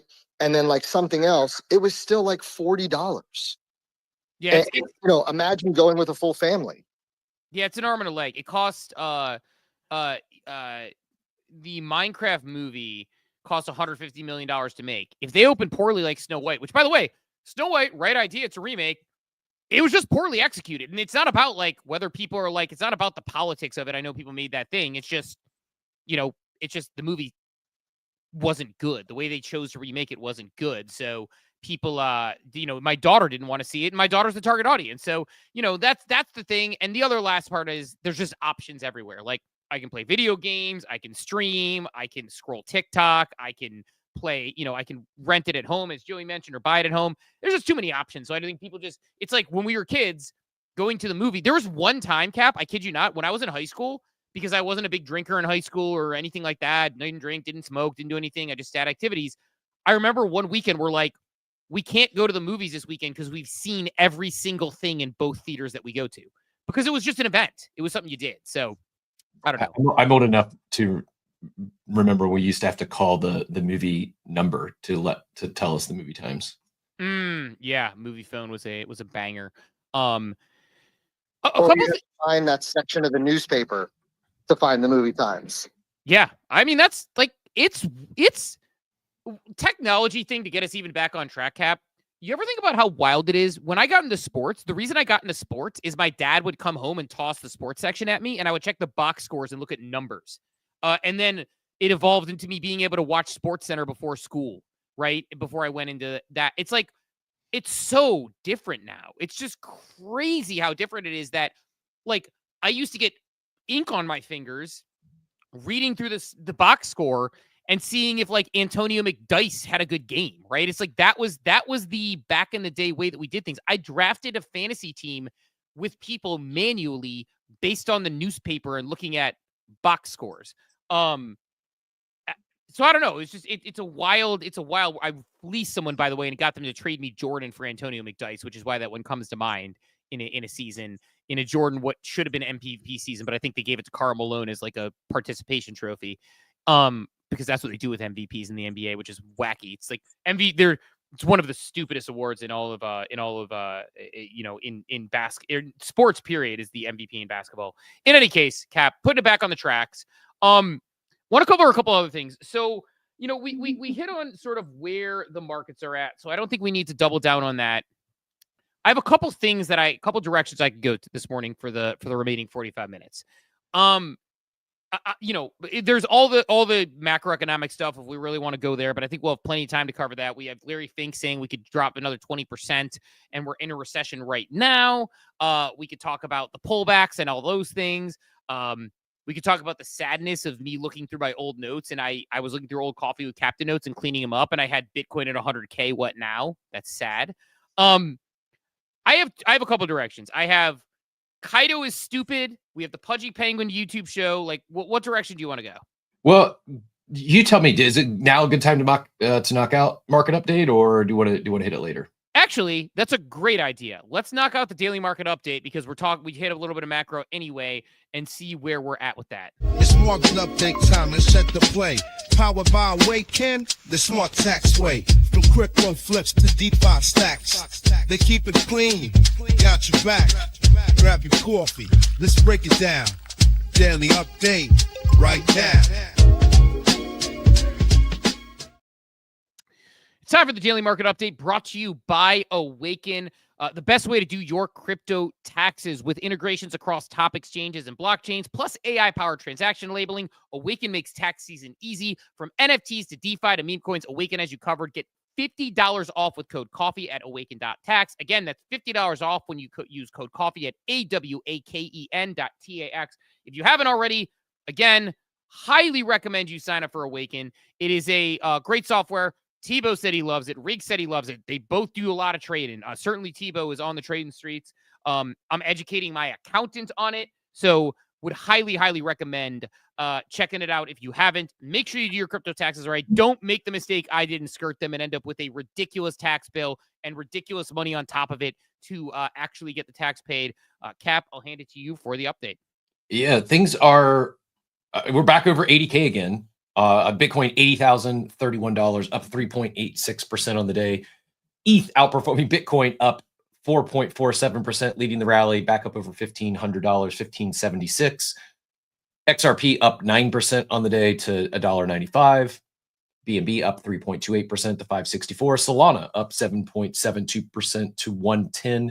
Avoided that double digits. Doge up 8.93% to 15 cents. Tron up to 23 cents. That's up 4.5% on the day. And Cardano double digits. Speaking of, I believe Charles Hoskinson's is leading the revitalization of the woolly mammoth efforts. Colossus is the company based in Texas that's actually doing this. So similar to the dire wolf story, but they're looking to bring the woolly mammoths back. Maybe if we can get Cardano to $1, the woolly mammoth returns. I kid, but kind of not. Looking at NFTs, volume-wise, apes leading the way once again, just at 14 ETH, 13.9898 ETH, up 1.6% on the day. Mutants up almost 2% as well to 2.33. Doodles up 1% to 2.64. The steady teddies on Barachain holding strong at 165. This minted for like 12 Bara, so nice performance, and still seeing a lot of volume over there on Barachain. They've teased a token and some other stuff. I've said be a good one to have on to explore that ecosystem. So I will work. If not this week, I'll see if we can get them on next. Milady's up to 3.1 on a 5.26% gain on the day. Little Pudgy's up 7.31% to 1.09. Azuki up 1.96% to 2.497. Pudgy's just under 9 at 8.979 ETH, up 0.9% on the day. No idea what Integrity is. It's a base collection. Was a new one. It's 0.054 ETH. There has been 705 sales and some decent volume in the last day. So take a look at that. And not to be outdone, Gobs on 8 having a moment, Steve. We probably should have James back on here before the Minotaurs. I saw he's got another mint. It's coming on the anniversary date of Bored Ape Yacht Club minting. But Gobs up to 2,250 ape. That's a 60% gain on the day on some decent volume, and they continue to be the punks on Ape Chain, if you will, Steve. So congrats to all the leaders. That's the daily market update brought to you by Awaken Tax. Head to awaken.tax, use code coffee for $50 off, and get free Solana transactions over there at Awaken. Anything jump out to you, Steve? I mean, the Gobs is always cool to see. I mean, two things. One, you talk about the floors, Bored Apes. Somebody really wants my Bored Ape. Somebody keeps offering above floor for my ape, one way or another. Not a ton, but like little bits here and there. I'm getting offers above floor. So apparently somebody thinks it's not a rare ape. It's a floor ape. So I don't know why people are that excited about it, but that part is interesting to me. So just a personal thing where it's like, why am I getting offers? I think it's expired now, but somebody was offering 15 at one point and 14 another point. I don't know why people are that interested. So it's fun to see that. I mean, it's not just apes, but the leading collections. It's, if you look at not just the floor, but if you look at the recent activity, it's so different from Blur farming season. I mean, yeah, there are some that are still dumped into bids, but most of them, it's like there was a death bot with a sailor hat sold for 22 ETH yesterday. Like, there's a lot that are going for anywhere from like 1, 2, 3 ETH premiums to some that are pretty decent premiums from the floor. So throughout collections, there are it really does appear to see collectors are collecting. Now, how long they collect, do they are they just being opportunistic and thinking they're buying buying a dip here and planning to flip it? Who knows? But the actual underlying metrics look pretty decent. Maybe it's like a scammer who has a very similar to me, who wants to put it on as their PFP and then tell people they're me. Could be. So that's a business expense. They can expense that on their taxes when they do their scams. But yeah, no, I don't know. I find the Gobs thing interesting because I think Ape Chain continues to be a really interesting place for people to play around and enjoy just minting and buying and selling NFTs. Like, I mean, it's just like people are excited for another mint coming up. Gobs took off and had an amazing sort of launch, an amazing run. And now Gobs are the way you can get the Minotaurs, which is funny because, James brought up Minotaurs and I saw it and I gave it the eyeball emoji because I thought it was interesting. And the funny part about the James situation is I realized I think he sent that out on April 1st. And I thought for 5 days afterwards, I'm like, oh, I got by James. Like, James Hall would put out an April Fool's joke about a new collection. But no, it's actually legit. Like, he's putting out this collection, and I believe list 1, you are guaranteed a mint if you have a Gobs. And then I believe it will be first come, first serve for people with apes, mutants, and I want to say dogs, but we'll find out for sure. We'll work with him and potentially get him back on the show to talk about that. But exciting to see like mints coming back and people getting excited about Ape Chain. Little over a week out from ApeCon as well. So that's a exciting one for myself and Cap for sure. But yeah, I think that sticks out. I think in general, kind of the market being like flat-ish versus down. So it's like sort of like this, like, I think dead cat bounce relief rally. I know ETH's back down. Shocker. Bitcoin is about flat. Everything's about flat. And so I don't know, like, I find it interesting that we potentially, and we'll know in about 6 minutes if we're hitting a little bit of a quick relief rally in the markets, which are up pre-market 3, 4, 5%, which is always a fun time. But I do wonder, I do think, Cap, I don't know about you, like, if I had to bet my portfolio on it, I'd say this is a dead cat bounce, and we're probably going a little bit lower because there's nothing that's really changed today, unless somebody knows something we don't. Yeah, maybe. I don't know. Like, I really don't know.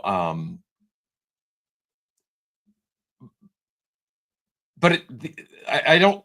Also the crazy aggressive sell-offs and crash also didn't make sense to me. It's just we're in a really weird time, and markets are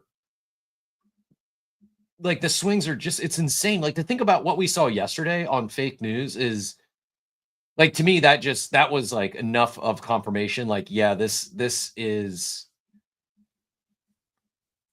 not rational right now, and I don't see anything that gets us out of volatility mode for the foreseeable future. Like, I just think we're probably in this, which sucks to be in a spot where any day, any tweet or any, like, a fake news thing could send things in a tizzy. I just, like, this would be like my actual advice is, if you're trading on leverage, I would do so with extreme caution right now. Like, you can't close your computer if you're trading on leverage. Like, you need to be literally dialed in 24/7, or close your trade before you step away. Yeah, it's a time when I just don't, like, it's, again, this is not what I am built for. Like, I mean, I'm built for DCA. Like, I am. Like, you're more risk tolerant than I am, which is funny because I'm considered just absolutely soft in the world of crypto as far as my risk tolerance goes. But if you talk to, like, normal people, I'm out of my fucking mind. Like, and it's a funny, like, juxtaposition between crypto and the real world, because I'm DCAing into Bitcoin, which seems insane in this market to people. But at the same time, like, that's kind of where my head's at, versus other people, which are like, no, you got to, bonds right now and treasuries. And it's like, I'm considered insane. So I'm built for this market in the DCA sense, but I imagine a lot of people made a lot of money shorting recently. They closed those shorts and cleaned house. So good for them if they did. It's just, yeah, it's, I don't know, like, short term, at least it's short term pain at the moment if you're just a hodler, though. True story about how broken my brain is. I forgot something this morning. Do you remember what I forgot? I forgot what you forgot, so I'm even more broken. Well, let's just say I was reminded about this thing I forgot when I went to go. I had to go take a mobile stream drop, and that was what, as I'm. Oh, you didn't take your dog out? No. As I'm doing the mobile stream drop, my brain reminded myself that I forgot to do the actual mobile stream drop today. Oh, okay. There you go. That makes me feel. So it's live. I pinned it up top now, and we'll do some catch up here over the last 30 minutes of the show. But yeah, my apologies for the stream ors, the stream drop ors, the collectors of gems or whatever is going on over there. But yeah, I was doing a real life stream drop, and that's when my brain finally clicked in. Yeah. There you go. Mobile stream drop up top. Give it a go. I need to get back on doing that. I have not been doing the task. What were you saying about Kaito? I mean, unrelated but related to another, we'll say, third-party tool in this space. What's your thoughts on Kaito? So I've been, like, waiting to put out some sort of thread for a while on this, and then Whale put this out, which made me think, like, I need to, like, actually like think this through and actually put my thread out, because now Whale's kind of front running a little bit. He goes, Kaito is obviously a value add for projects, but increasingly the content for projects on their pre-DGE leaderboard is mostly about the airdrop for Kaito yappers, not about the product. I've seen a million posts about Wayfinders giving away 1% of prompt supply emerging yappers. I get it. I've seen significantly less posts about what Wayfinder actually is and why people should care, etc. We've seen the same thing in other ecosystems. Don't get me wrong, airdrop guides are cool and all, but if that's all people are talking about, there's not a ton of value other than an artificial pump in mindshare that will fade after the airdrop. The good news is that if you look at Wayfinder leaderboard, there are also people in the top 20 who are sharing valuable educational content. But the balance, at least on my timeline, feels off. Thoughts. My sort of take on this, which I've been doing, is I'm meaning to put out a long form post about why I don't like Kaito. I'm trying to find the right way to express my perspective, but it's basically just a marketing product that tries to directionally drive the conversation CT in a very inauthentic way. And look, I'm not like trying to I'm extreme for me to be like, hey, Kaito sucks, but I think it's like valid points for both of you. How do you fix it though? Because I think there's a real market here. I think there's a real opportunity for something in this space, and I feel like everyone that's attempted it has been a positive evolution on what came prior, but no one's nailed it yet. So how would you fix it if you're them? That's the problem. I don't have a good solution because I don't think, but problem is, I don't think they're fixing it because I don't think they want a solution. I think Kaito has defined their business model perfectly, and I don't know if it'll last, but Kaito's business model is people pay them a large sum of money. I have heard a lot of money. I'm not going to say, I don't know. I've heard they pay them 6 figures. So people pay 6 figures to Kaito to get on their leaderboard. What's that? I'm pretty sure it's annual, 6 figures annually. 6 figures annually to get on their leaderboard. And then it drives the conversation in CT, and people pretend to be mesmerized by the project. Like, to me, it's like the equivalent of like blast farming when everyone was like, oh my God, blast is the most amazing thing ever. Then after TGE, blast sucks. I didn't get a good TGE. They don't talk about the products. It's like there are very few things that survive. Those that were good on them, like IKB, like, I don't know, like I don't see as much about that anymore. And like BZ obviously moved chains. So like, I think like it reminds me a little bit of blast farming, but like, I mean, Kaito to me, it's like, it's an expensive marketing tool. People pay 6 figures annually to get on a leaderboard. They get people on crypto Twitter to talk about it in hopes of getting airdrops, both from those companies as well as Kaito themselves. And then after the airdrop, they no longer are going to talk about it. Now, in the most charitable of sort of situations, you could say to yourself, well, Kaito is getting people to talk about products that they maybe didn't know before and use them, and maybe some of those will stick around. But in the sort of likely outcome of it, they're just driving narrative and conversation as airdrops come. And then once those happen, the locusts move from one field to the next field. And I don't think Kaito wants to solve the problem. So I don't know what the solve is. So I think there's 2 things here. Yes, a lot of it is, I agree with Whale's post. I agree with your sentiment. And I'll even use like Polkadot as another example. They have a big kitty this month that they're giving away to content creators. Most of those content creators that are farming the Kaito Polkadot are talking about stuff that's not even relevant anymore. They're finding stuff that was like 3-4 years ago. It's not even current, and that's what they're talking about. But to Whale's point, there are some in that leaderboard that are putting out really good educational, valuable content. Don't you think if they can find a way to, and I don't know how it's done. I don't know how it's done in a scalable way. Right now, I think it would be very manually intensive, but isn't that valuable? If you can, if you remove the spam from the leaderboard, and instead of like, let's say of those 20, there's 3 or 4 that are putting out really good content that Polkadot or fill in the blank, those brands would pay for.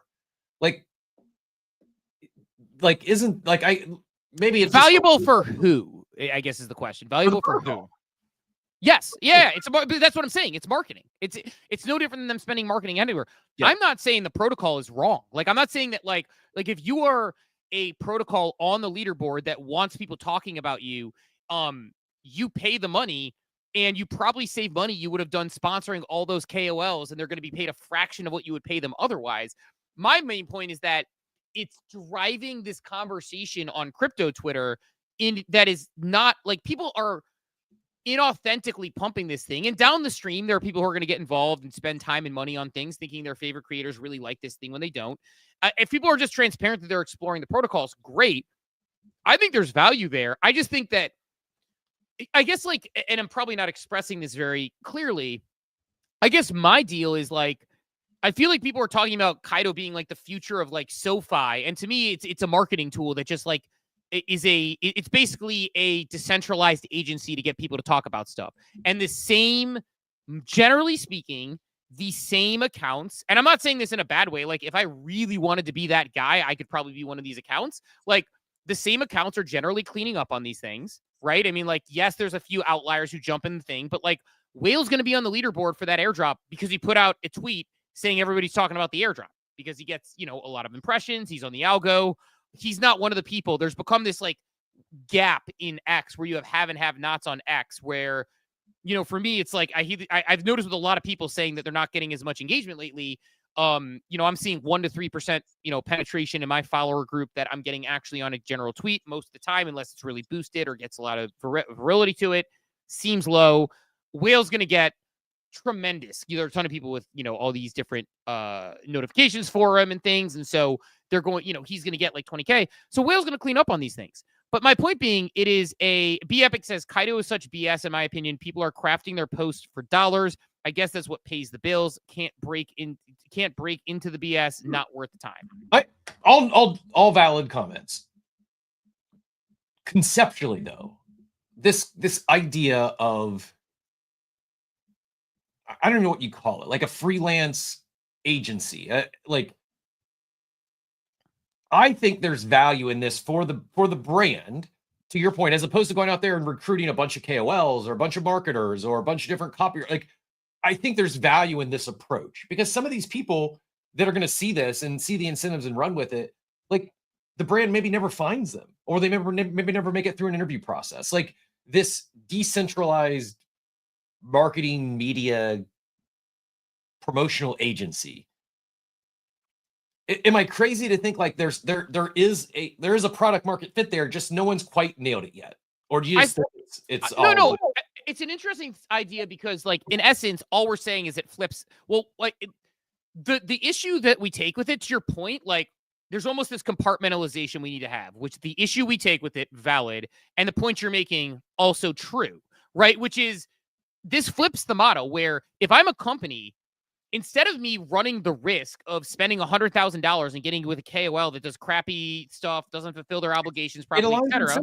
Like, it's truly like incentive-based compensation. Like, if they put out junk and it gets no impressions, the company's not paying anything. Right. It's basically the company saying, we're giving you the money, Kaito, and then people are going to talk about it. And we don't have to pay people who may not do a great job. We're going to let, like, people talk about it, and people are it's going to be in the zeitgeist no matter what. And so what it's doing is it's putting the onus on creators to create the content first. And so I think, like, to your point, it's almost like a delivery model in the sense that it's like you're buying a product, but like they're not getting paid for the product unless they actually deliver upon it, right? They have to deliver upon a certain KPI, which is impressions, which I don't know how Kaito does that too. It's like, is there a world where I could pay like $50 to boost a tweet about something and that counts and gets me to the top of the Kaito leaderboard? Might be worth testing. You know, if people are paying $100, $200 to get to the top to get bigger airdrops, certainly possible, right? Because I see great content from people like Sammy who actually are digging into this stuff, right? But then you also see people who are just putting out, you know, sort of trash about airdrops. And, like, you know, to Whale's point, I think there's probably value there. It's just, to me, it's like, because it's so inauthentic, like, let me put it this way. I'm probably in the minority. If I see something's on the Kaito leaderboard and I see lots of people talking about it, like sort of the usual suspects, I look at it and I'm like, I don't know if I buy this. I got to do my own research. Not super into that. I don't think so. Like, it's just, it doesn't land with me. I'm sure it lands for other people. So, I don't know. That's kind of my take. I know Joey's on here as well with a thought. Go ahead, Cap. I'm sorry. If you want to jump in. We can, let's keep it on Kaito. We'll get, I saw we got another speaker as well. We'll get Joey in here. And then before we wrap though, I've not been following it, but I saw you mention something about it yesterday. And I just saw another post on this Katoshi's mint. And I thought at least worth a flyover. I'm probably not a mentor today, but I was surprised to see OCM being the third largest market cap of all the ordinals. I would have not guessed that had you asked me. And like, I have thoughts, but I'm just not close enough to even share. So after we get Joey and Space Kitty in here, we will. I'd like your thoughts on the Katoshi thing, if that's something you plan to mint today or not. But Joey, go ahead and get back in here. Okay, so I actually I actually like Kaito. I think that if you're looking to spend money on marketing, one of the biggest things you want is measurables. And if I'm a business and whatever the number is, let's say it's 10 grand a month, so it's 120,000, right, for the year to be on Kaito. And I would assume as a business, they're probably going to share some of their like metrics, right? Like, hey, in order for somebody to achieve this, they have to do this. So that way you can see I'm again making assumptions, I don't know, but I would assume that there's a conversation of like, hey, listen, if somebody tweets about you, in order for them to get points, it has to do A, B, C, D, whatever it is, right? And I'm assuming there might be some type of like business dashboard where if you pay for your project, your token, whatever it is, to be listed on Kaito, you would be able to check how many people have tweeted, how many impressions. I'm again making an assumption because if you don't provide that, then I guess you really don't even know what you're paying for at that point, right? But if that's the case, and there is a way for me to track to see what's happening, and even if it's fake, even if people are only talking about me to climb the leaderboard, they're still talking about me. I'm still showing up on crypto Twitter, and there's potential that new consumers will either purchase my token, purchase my NFT project, participate in my DApp, whatever it is that I'm trying to promote, right? So, I mean, even if it's quote unquote artificial because they just want to climb the leaderboard and claim more Kaito, at the end of the day, do I care as long as I'm being talked about and I'm onboarding new people to my business? Again, this is all dependent upon, as the business, what kind of data am I getting back from Kaito to be able to quantify my investment to be on Kaito. If that isn't happening, right, if there's no quantifiable metrics, then I think we're in this area of like, is it worth it? Is it not worth it? Whatever. But I like it. I mean, if I'm limited on my marketing budget and I can't go out and pay for the whales of the world to talk about me and have things go viral, it's like it's a better opportunity at whatever the cost is than trying to go out and individually hire 10, 12, 15 KOLs to talk about me. So and again, maybe I'm just not understanding. Well, no. We agree with you on that part. I think we agree with you from There's really not much I don't like about Kaito at this point. And I don't think it's SocialFi, by the way. This is simply like marketing. It's a marketing agent, a marketing company, a marketing agency that provides a service for companies. No, I agree. Actually, we agree with you on that point. I think from a marketing standpoint, we're saying like, hey, efficient. Instead of giving money to someone without knowing results and seeing what you're getting, you're going to get those results. To me, my take on it is just like, there's two separate points here. There is yes, it's an efficient marketing tool. Congrats to those. I need to drop down. I'm sorry, guys. I can't hear any other response. Go ahead and take a lap. Yeah, go ahead and take a lap. Yeah, there's sort of like 2 points here. I think number one, and I think this is where Joey's kid was agreeing with me. But no, I think number one is like he was trying to get in and be like, mom. I don't think that it's a bad marketing tool. What I think is that it's just bad for the timeline. My personal opinion. I guess like to me, having a bunch of people pretend something is really, really awesome so that they're getting an airdrop, and then the airdrop happens, and then they say, all right, on to the next. Like, it's a good marketing tool. Maybe you retain some people. Maybe it accomplishes your goals and your KPIs. Anything? I know he had to drop down. He said he couldn't. So speaking, and I can't hear anything. So just try to figure out if you guys are out. Oh yeah. Oh great. Cap muted SNX. I think we're back. Check now. Can we hear us now? Space Kitty, can you hear us? I can hear you now. Yes, you were not. Yeah. Cap was muted, and we go through the Cap account. No idea how that happened, but we are back now. Real quick, and then I'll actually let you get in here on with the take on this. What I was saying to Joey is like, and so it wasn't a Joey issue. It was an us issue. So the people on the stream could probably hear what we were saying, but the people on the X space couldn't as we were responding. But like the thing I was going to couldn't hear you. We couldn't hear you guys at all. I thought it was me. No, Cap was muted. Cap was muted. I was going to say I agree with you, Joey. I think that what you're saying is like there's two separate things here that we need to sort of like cleanly sort of separate. On one end, you have the marketing tool, which I agree. If I'm a business, I love this as a marketing tool because people talk about my stuff and I get my successful airdrop and I get all my KPIs. And as a marketing person, I can talk about how my successful 6-figure spend was. As a person on the timeline who cares about how things are, what is said and how it's said, I don't love the fact that your timeline can be inundated with people who don't actually care about a product talking about it. And then, you know, once the airdrop happens, they collect the airdrop and go on to the next one. And it's not a genuine, organic way of taking in. Like, look, don't get me wrong. Like, we do sponsorships. And so we talk about things all the time that we are paid to talk about, right? In that way, we're obviously disclosing about it, but it crosses this line of like, people are farming the airdrop and talking about how this is the greatest thing since sliced bread, insert protocol, right? And then once that protocol is, you know, has their airdrop, they stop talking about it.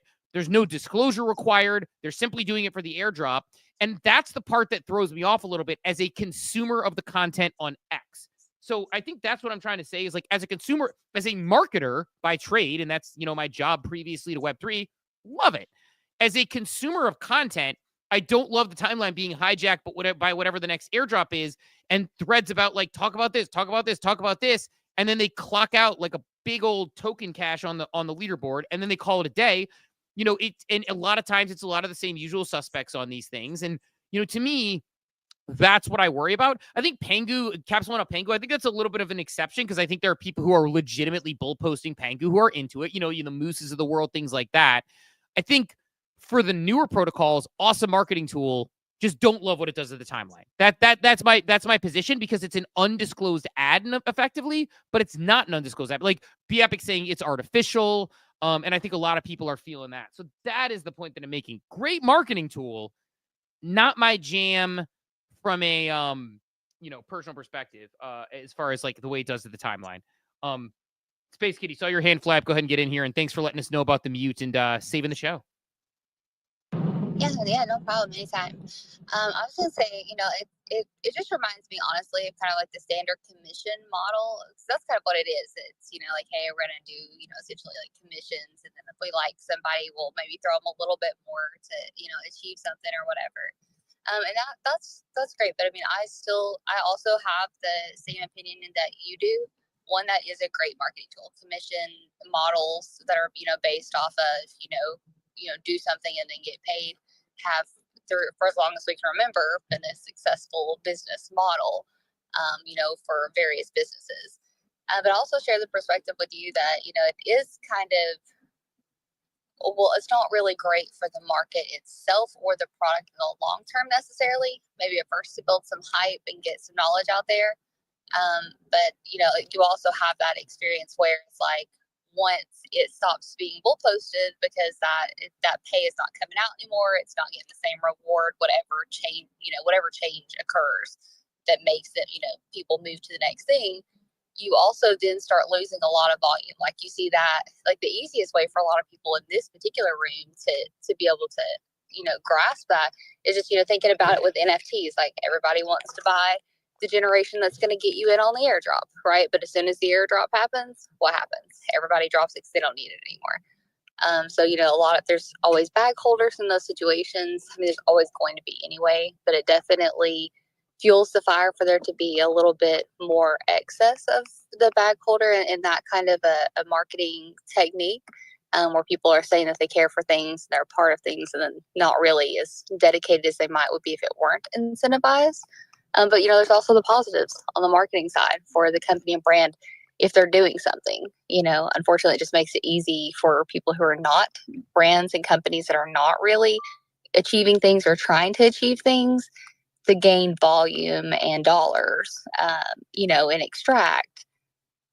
It makes it easy for them to do that even if they're not going to build versus them just proving their self without having that kind of model. And then business coming organically. So, I mean, there's definitely the ups and downs to it. But I just wanted to throw in the word commission model because it really reminds me very much of just a standard commission model. And that makes it easier to kind of conceptualize and break down.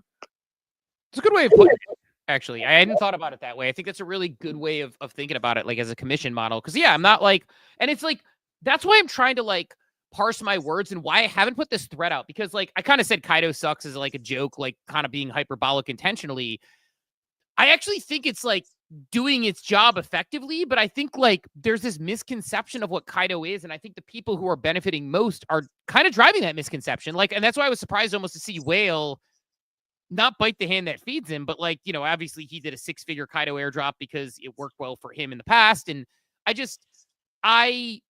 it's not that it's bad because it's doing its job. It's that I think people aren't aware what it truly is. And that's the part that I get thrown by, where I'm like, but it's not social-fi, as we mentioned. Like it's finance from social media, but it's a commission model, unpaid advertising, however you want to put it. But it's just the people who are most able to drive the conversation on the timeline are just going to farm that, right? And that's what I think is, I mean, X in general as a platform, I think I'm probably just complaining about X in general because I mentioned before, like I'm seeing 1 to 3%, you know, reach on most tweets that don't get a little bit of love. Like, you know, like I had a VFriends tweet yesterday, got, I don't know, probably like a 6% reach or something, maybe a 10% reach tops. But that was because Gary Vaynerchuk like responded and, you know, got in there, versus like other ones, which aren't. Well, I asked what I should be doing, and Grok literally told me I should do like low-level engagement farming to like make hot takes that I don't fully believe in to get attention. Like, I'm not kidding. I took a screenshot of it. Grok basically was like, you got to get people mad, or you got to get people, and like, so you're giving me instructions of what to do on X. So I guess X in general lends itself to this, but the people who are cashing out X creator checks, the people who are cashing out on things like Kaito, are the ones who drive the conversation. And it's like, that's the part that worries me a little bit. It's like, not to be like old man yelling at cloud, but it's like, I don't know, man. Like, I'm not a huge fan of, you know, people using a marketing tool that they don't realize is a marketing tool, right? Like the people who are utilizing it are like, sweet, I'm getting paid for talking about this thing. Haha. But it's like, but would you have like, it's one thing. It's just, I guess like in traditional marketing, there's like, and maybe I'm like, not like, I think about traditional marketing. If I put out, like if we advertise coffee with Captain, it's great if people talk about it, but we want people to come listen and engage with us in the community, right? Or if I sell a product, if I have a restaurant, people talking about my restaurant is great, but I actually want them to eat there. And it's like, this is basically equivalent of like people talking about your restaurant don't really eat there. Maybe they'll get other people to eat there, but they don't eat there. And then as soon as like you no longer are getting paid for it, they're like, screw that. And then like the restaurant gets dilapidated and no one hangs out there. Like, it's just, so that's kind of what we're dealing with here. And I'm trying to find the right way to say it. And the reason I'm putting it out is because like, I don't want to just like shit on the product, which is actually effective as a marketing tool. I just think people misrepresent what the project is. And that's that. And like, it also sucks because on one hand, people who genuinely explore ecosystems, I value that because I might find something I like. On the other hand, people who like at a surface level and very in a shallow way explore an ecosystem, like that's not valuable to me. So I don't know, like I'm not parsing it very well, but it's like, I think there's like two conversations of like, yes, it's an effective marketing tool. No, it's not good for the timeline. And so it's just like, you know, to me, Portal Coin wasn't good for the timeline, and, you know, blast farming wasn't good for the timeline. I think it's just something that people are moving around on at the moment. I guess at least more protocols are in it, but I don't know. That's my kind of Kaito rant, Cap. Any other thoughts? No, I mean, it's all valid stuff. I'm rooting for it because I think there is not just, do I think it could be helpful for startup brands, protocols, etc. I'm mostly excited about the opportunity it can create for real up and coming content creators. It's not the end all be all, but serious question, where would Clemente, ICO Beast, and Jin be today if it wasn't for Blast airdrop farming? None of them are farming Blast anymore. I mean, Jin's working for the council or whatever, but they don't talk about Blast anymore. But it was absolutely attributed to their come up, no? Oh, for sure. And I share that because like it helped me as a consumer of X content. I was familiar already following Clemente, aware, and I think part of his come up is he's. Oh, well, let me ask. Is out ICO Beast was someone I think I was following before, but I definitely was not aware of him and like his mind as a trader and his takes on this space until Blast Farming. Like it was, and same thing with Jin. Like I was aware of Jin, we had connected and followed, but it was really their approach to talking about Blast is what put them on my radar as smart sound intellectual content creators. Do you think Shill and Villain is good for the space? No. Did you think Thread Guy, but I mean, prior to the vape call, do you think Thread Guy was good to the space, or do you still think he's good for the space? Yes. Okay. Well, Thread Guy wouldn't exist without Shill and Villain. So like in that sense, like, I mean, he credits him in his interviews, even when Shill and Villain was down, he'll say like, I got on spaces and I did things because of Shill and Villain, and Alex got me up and doing that. So I'm not trying to make a tight analogy there. I'm just more saying like, yes, maybe Clemente with Blast and everything like that. I tend to think people like that would have found a journey to get out no matter what, because they're really talented, really smart, and really good. But my more point being like, Alex, Shill, and Villain might not be a net positive for the space just because Thread Guy got his start from him, but it was part of his journey. Like you've talked about T-Moss, like, my first actual podcast recorded thing I did in Web3 was with T-Moss. Like, does that make, that a net positive? So I think people have different journeys on what they do. And I actually like T-Moss just fine. He's actually one of the people who actually discloses his stuff. It's just, he does what he does. But like, my point being like the journey of their destination doesn't necessarily mean it was good or bad. It is what it is. And like, it could produce good creators for sure. But I tend to think those creators will find other ways to do it. And it's like, the Shill and Villain analogy is just the same thing as like, a airdrop analogy. I guess in that way. I agree. They can find other ways to do it. I think it just, if done right, they can be an accelerant of everything. If we go back to Portal Coin and into blast farming, like each iteration seems to improve upon what came prior to it. So it's just like, I still remain hopeful that, hey, maybe Kaito makes some tweaks, adjustments, and they find a way to eliminate the low effort farm. Maybe someone else comes along. I think it's just one of the many ways to make money in crypto, right? And I think we're seeing, landing the plane with this, more and more of those ways to make money in crypto are, I feel, much more active than in prior years. They might have been more passive. Like in prior years, airdrops were, I feel, very passive. You held an asset and it was the right asset, and you just got magic internet money someday because you held said asset. Now I feel, even if you hold said asset, I feel the expectation from the brands giving out the airdrops, they want to see you earn it a little bit more. And I actually think that's okay. I think that's a good, probably how things should be. It's just, I think we continue to see evolutions of this, these go-to-market strategies, these launch strategies, and where in the case of Kaito, it is a third party theoretically adding on, it's just one other. If you think about like someone's out in the ocean fishing, they're not usually just fishing with one pool in the water. It's just one other mechanism for these protocols to get people talking about it. That I agree with. Yeah. And that's the thing. It's like, I think like, and that's one of the reasons I'm almost struggling through my words here, is because I agree with everything you said. It's like trying to figure out like how I don't know. Like I see B Epic saying, I hear them talking about Fantasy Top lately. Fantasy Top's another one that, like, again, to me, like, well, I mean, the best was when people told me Friend Tech was the future of social media, and the best, I believe I saw creators saying it was the greatest social app ever created. I'm like, you securitize yourself. It's stupid. You're paying for a private chat. I don't get it. I know it led to Ethos, which I like a little bit better there. Or I like a lot better there. Fantasy Top is another one where it's like people started group chats because the better their Fantasy Top cards did, the more money they made on their tournaments. So people would be like, I'm going to get in a insert creator group chat here, and I'm going to like, retweet, and comment on all their stuff and set notifications. And it's set certain creators where, yeah, and good for them. Like, one of my biggest mistakes was probably not that I wanted to do this because I wouldn't go back and do it. Because again, I'm not a big fan of potentially securitizing myself. Like, I don't want to be a guy who like literally wrote a book about NFTs and then get popped for securitizing himself, especially in the past administration of securitizing themselves as an NFT. So I wasn't as excited about it. But like Fantasy Top, like we saw like people being like, yeah, I'm sending notifications. And some of those people have sustained and some of them didn't. But it's like, the fact of the matter is like people were artificially pumping content because they wanted to win Fantasy Top tournaments. And that part doesn't feel great to me on the timeline. Again, I'm not just trying to be old man yelling at cloud, and I know not everything's going to be pure, but like, I agree. Like, I want to see more options on how they do things. I think Kaito's better than Fantasy Top in that sense, that at least the protocols are getting out and people are having to try to like do a little bit more work. Versus Fantasy Top was like, you're a card now, like and retweet if you say, put this, a simple, like people would just put out like music NFTs in like a tweet, and then like they would get like a gazillion NFTs and a gazillion retweets because they were in the middle of a tournament. Good for those people, and congrats to them. It's just that it's the same sort of concern since it was brought up in the chat. Space Kitty, go ahead and get back in here.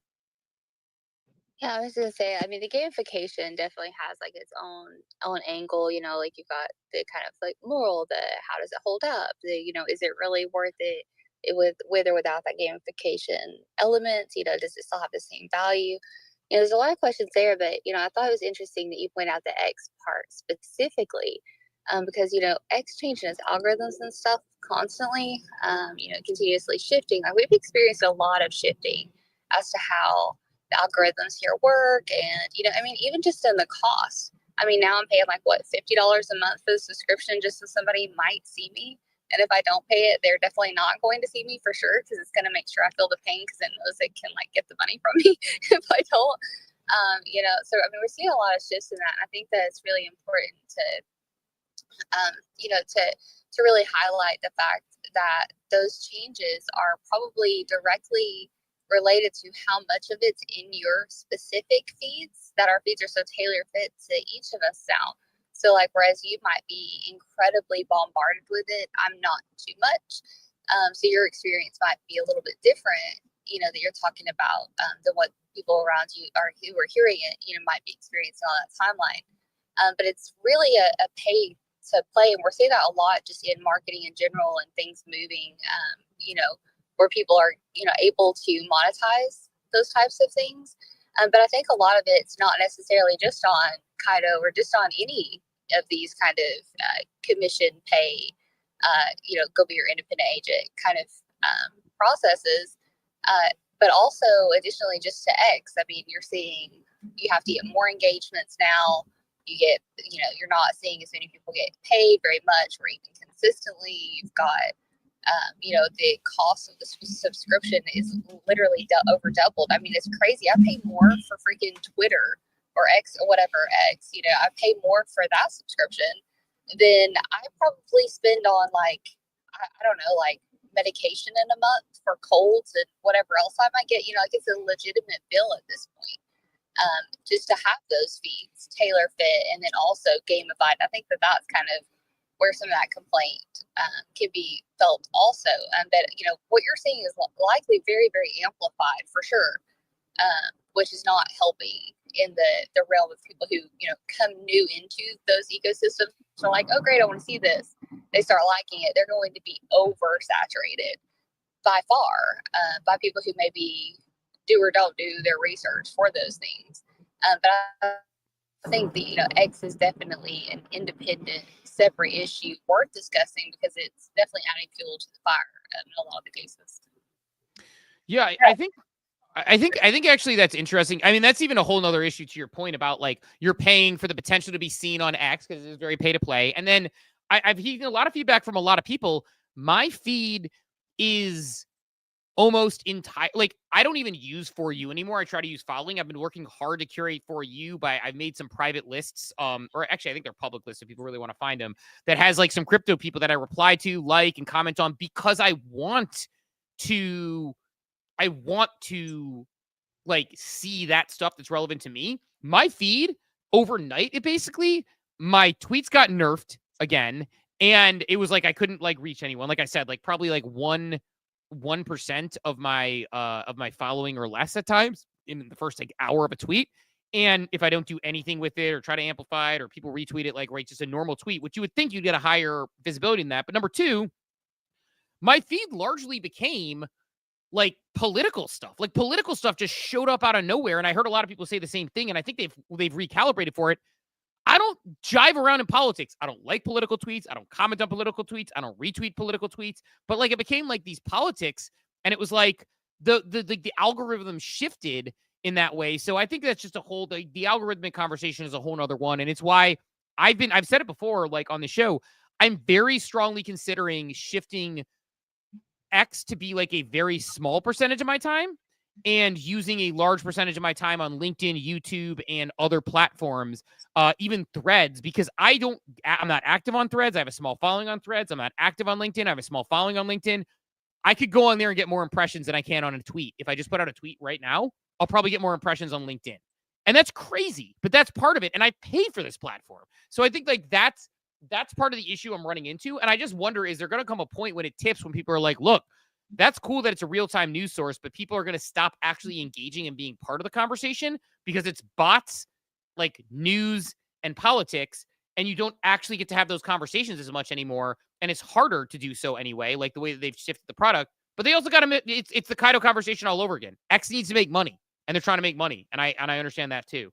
So I don't know. It's a mess, but.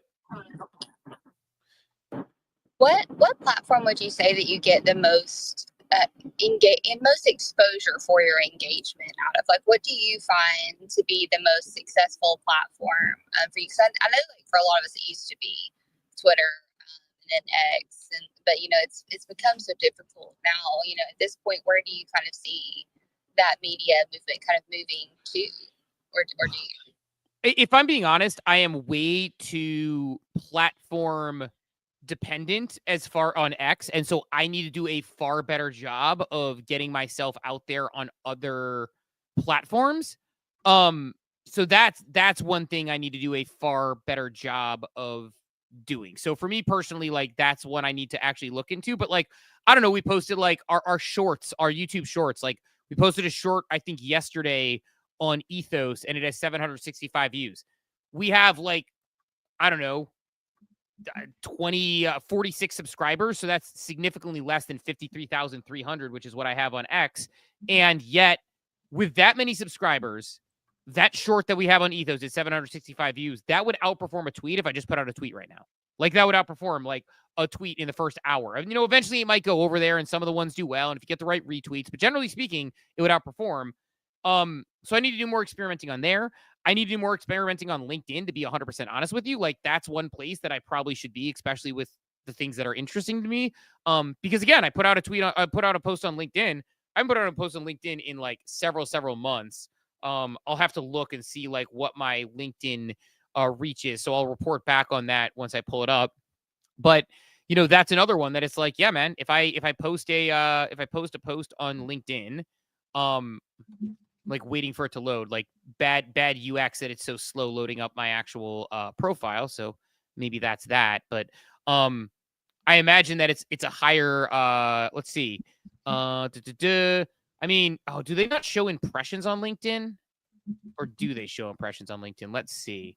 Well, we'll see. I'm trying to pull up a post, but it's not LinkedIn, because LinkedIn is actual terrible UX, because I'm trying to look at my posts and trying to see my history of posts and my analytics, and cannot see what this is. So I'll report back if I can get to that and get my analytics on my post. But point being, like, I mean, I even see it like the amount of like content, the amount of like comments and engagements I'm seeing is like significantly higher, right? Like, I post 63 likes, 9 comments, 2 reposts. Like, I don't know, like, again, like, that's, does it say what it reached?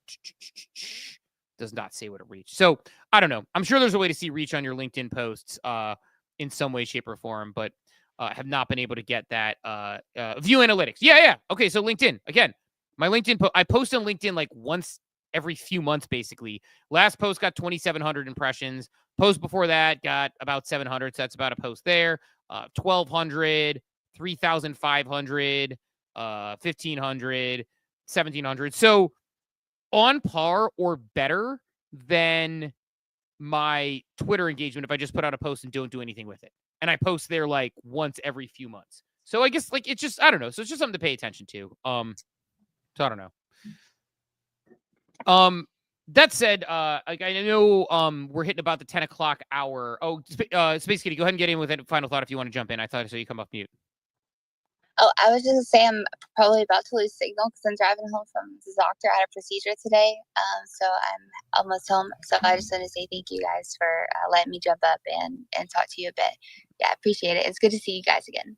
Good to see you. Thanks for jumping up and jumping in. Cap, I'll give you the TLDR on Katoshi. So there's a good chance I'll mint just because I like a good mint lottery. So 2,100 Katoshis. Think of this as like the Karma collection, but on Bitcoin. They kind of made the name change because they're switching it over to Bitcoin and they're getting it over there and they don't want Oh, I thought Karmas did migrate too, no? They did migrate, but those will migrate into Katoshis, but people still have karmas on ETH, and they didn't want the collections to have confusion around them, right? So like karma on ETH, Katoshi on Bitcoin. Just think of it that way. Like it's the difference between having but a karma could become a Katoshi. Yeah, if you port it over, I think you might be out a deadline for that. But yeah, if you port it over, and then it can be like bought and sold. But those have not been ported over. Those are cooking to port over along with the Genesis is already over, but those are being sent over. So the Katoshi mint, 2,100 opportunities to mint Katoshis because it was a smaller collection when it came out. So they're giving 2,100. Effectively, like OCM has a few collections on Bitcoin right now. They have their Genesis, which are 0.031 Bitcoin. They have their Dimensions, which are 0.185 Bitcoin. And then they will have Katoshi. 2,100. It's about $300 or $400 to mint right now, like 0.0042 sats. So, or Bitcoin. So that's like 420,000 sats. So that's like, again, like $300 or something like that. There is sort of 3 categories of rarity that you can get from them. So there is Classic, Prime, and Celestial. There's one Celestial that is going to be a 1 of 1 that is pretty sick. That thing will go for quite a premium to someone in the community. Prime will be sort of the up level of them, of the Classic, and then Classic is sort of like the Classic Karma. Some new traits, some other Grail traits that are put in there. OCM people love trait shopping. So it's basically a 2,100 mint to sort of finalize the size of that collection based on what's been migrated as well as what was currently in the Karma collection. I think Karma was like a lower mint number than the traditional secondary collection. And so, like $300 mint opportunity with the one Prime up for grab, or I mean the one Celestial up for grab. So the mint lottery for that. So I may mint one, see what happens. I know the community's crazy.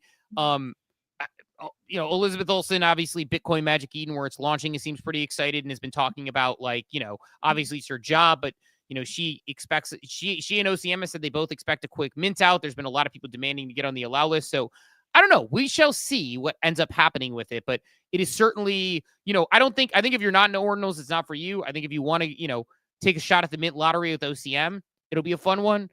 Again, I may take a shot at it. I'm on the allow list as well as the, eligible for obviously the public mint.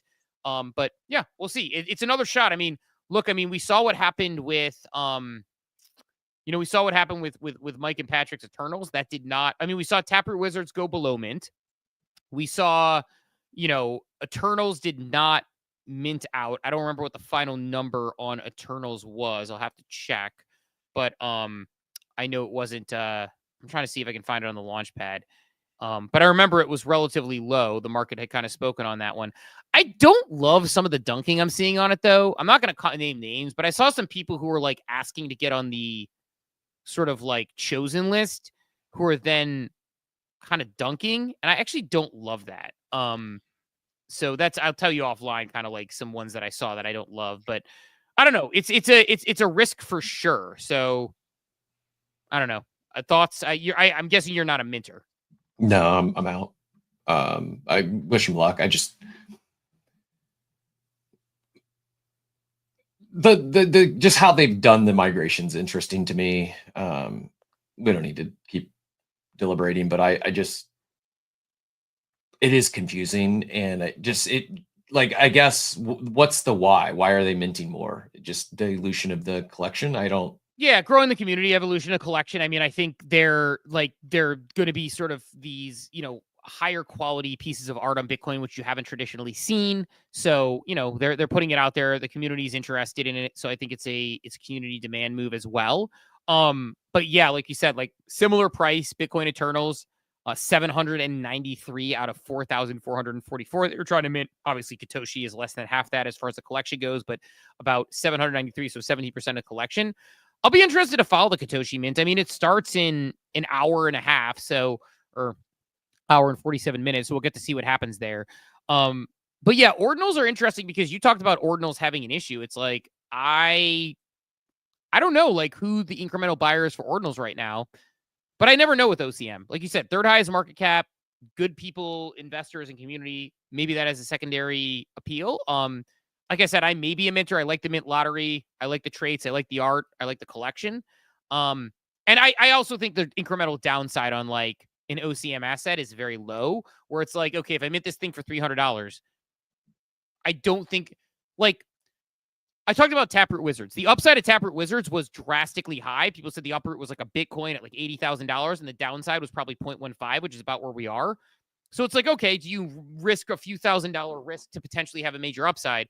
I think with OCM, it's like, if the upside is these could be a couple $1,000s potentially, and the downside is I'm going to lose $100, like I might just mint and see what happens. And again, I like the art, I like the team, and disclosure, I do spaces with them, which is a gig. So I also have insight into there. So I just want to make sure I say that. Like I meant to say that up front. Like I do work with them. They're a client, so I am interested in them from that aspect as well. And I want to see them succeed because I like the team, and I also think like I don't know, like.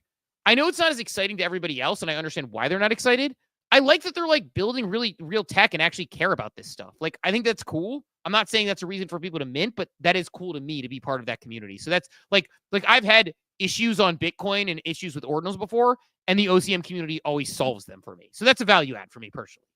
Yeah. I had a transaction stuck on something I was selling, like a $5,000 transaction on Bitcoin, and it was stuck for like 4 days because the Bitcoin network was like, it just wasn't working for various reasons.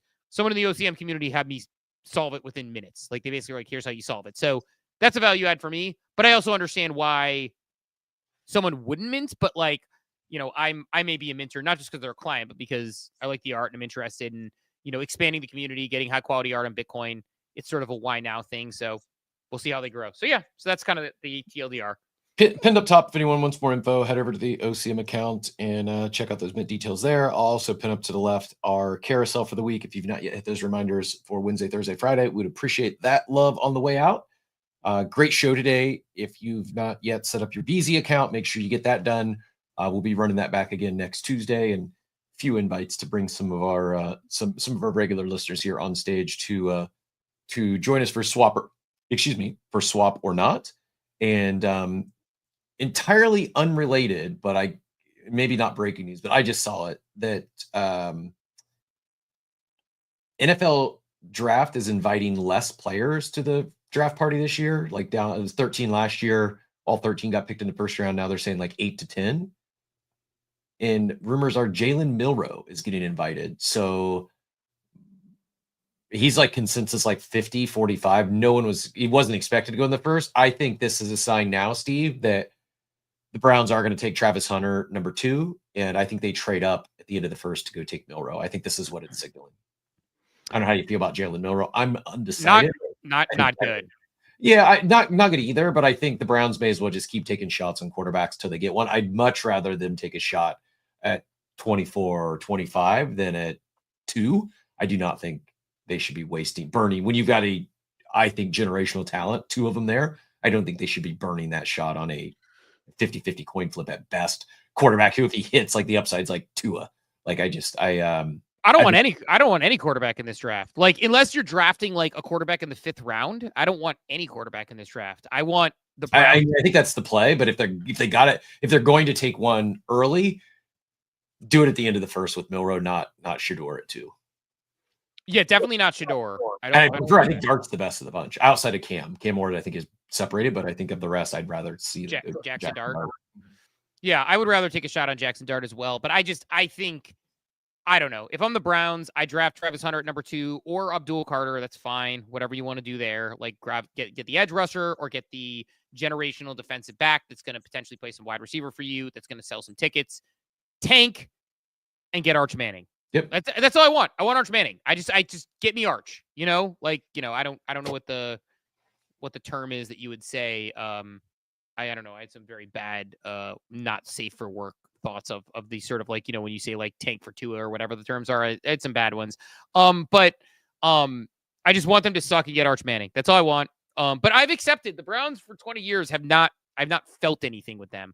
I've got like moderately excited to watch some playoff games when they've had it made a couple times, but they're the most trash of trash franchises that exist in sports and or exist in American sports anyway, and not excited. I'm always excited to see the draft and what's going on. I do love that my daughter though is she's like, so we have she's like, we have the Minecraft movie, my choir concert, and then the NFL draft. Like the NFL draft is a appointed television item on her list, which is pretty cool. So yeah, I would like to see the Browns get Arch if they can. That would be what I want.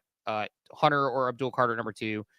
I don't really have any interest in Jalen Milroe. No offense to our producer Payne, who I know is a Alabama guy. I just am not like Milroe. He's really fun to watch against Georgia, and like that was like really electric. But watching him against Michigan, which has a lot of NFL defensive players, like didn't feel great. So I just don't know that he strikes me as an NFL. Maybe I'll be wrong though. We shall see. That said, Cap. Hopefully. We'll get some more fake news and we can sell a pump here on something in the next 24 hours. But any other party thoughts before we go? I mean, if it wasn't for yesterday and the fake news moving trillions of dollars in the stock market, I would say this Jalen Milroe invite to the draft party is also fake news, but seems legit. So that's breaking news. If you're firing the best ball tournaments, probably get you some Milroe in late rounds now. If he's going to get that kind of draft capital, much greater chance he actually gets some run this year. So that your Masters best balls are live, and I may actually start doing like some voice chat MLB stuff as it gets close to lock time in the evening hours. Until the money printer stops, we're going to keep firing. So if anyone is interested there, I know there's maybe like 3 people that watch baseball, but if you're interested, join us in the war room and feel free to fire your questions. Have fun today. Be safe out there, and join us again tomorrow, 8 a.m. Awesome. Well, we'll talk to everybody at 8 a.m. tomorrow morning. We're here every day. Bear Bull. We will continue to show up. Thanks everyone who participated in the BZ Claw polls today. We'll continue to do those on a weekly basis. Next week, Micro is going to join us on chat, but there are going to be 2 more slots. So set up your BZ account with that link. Set up Awaken Tax with that $50 off code. If you have not yet, get those taxes paid, and also just tracking throughout the year. It's something you're going to want to do. We will talk to everybody bright and early tomorrow morning at 8 a.m. Eastern time. Have a wonderful, wonderful day, everybody. Thanks for tuning into Coffee with Captain, powered by ApeCoin. We hope you enjoyed the show, and remember, nothing we discussed today is financial advice. Until next time, keep exploring, stay curious, and we'll see you soon. Have a great day. Welcome to the future.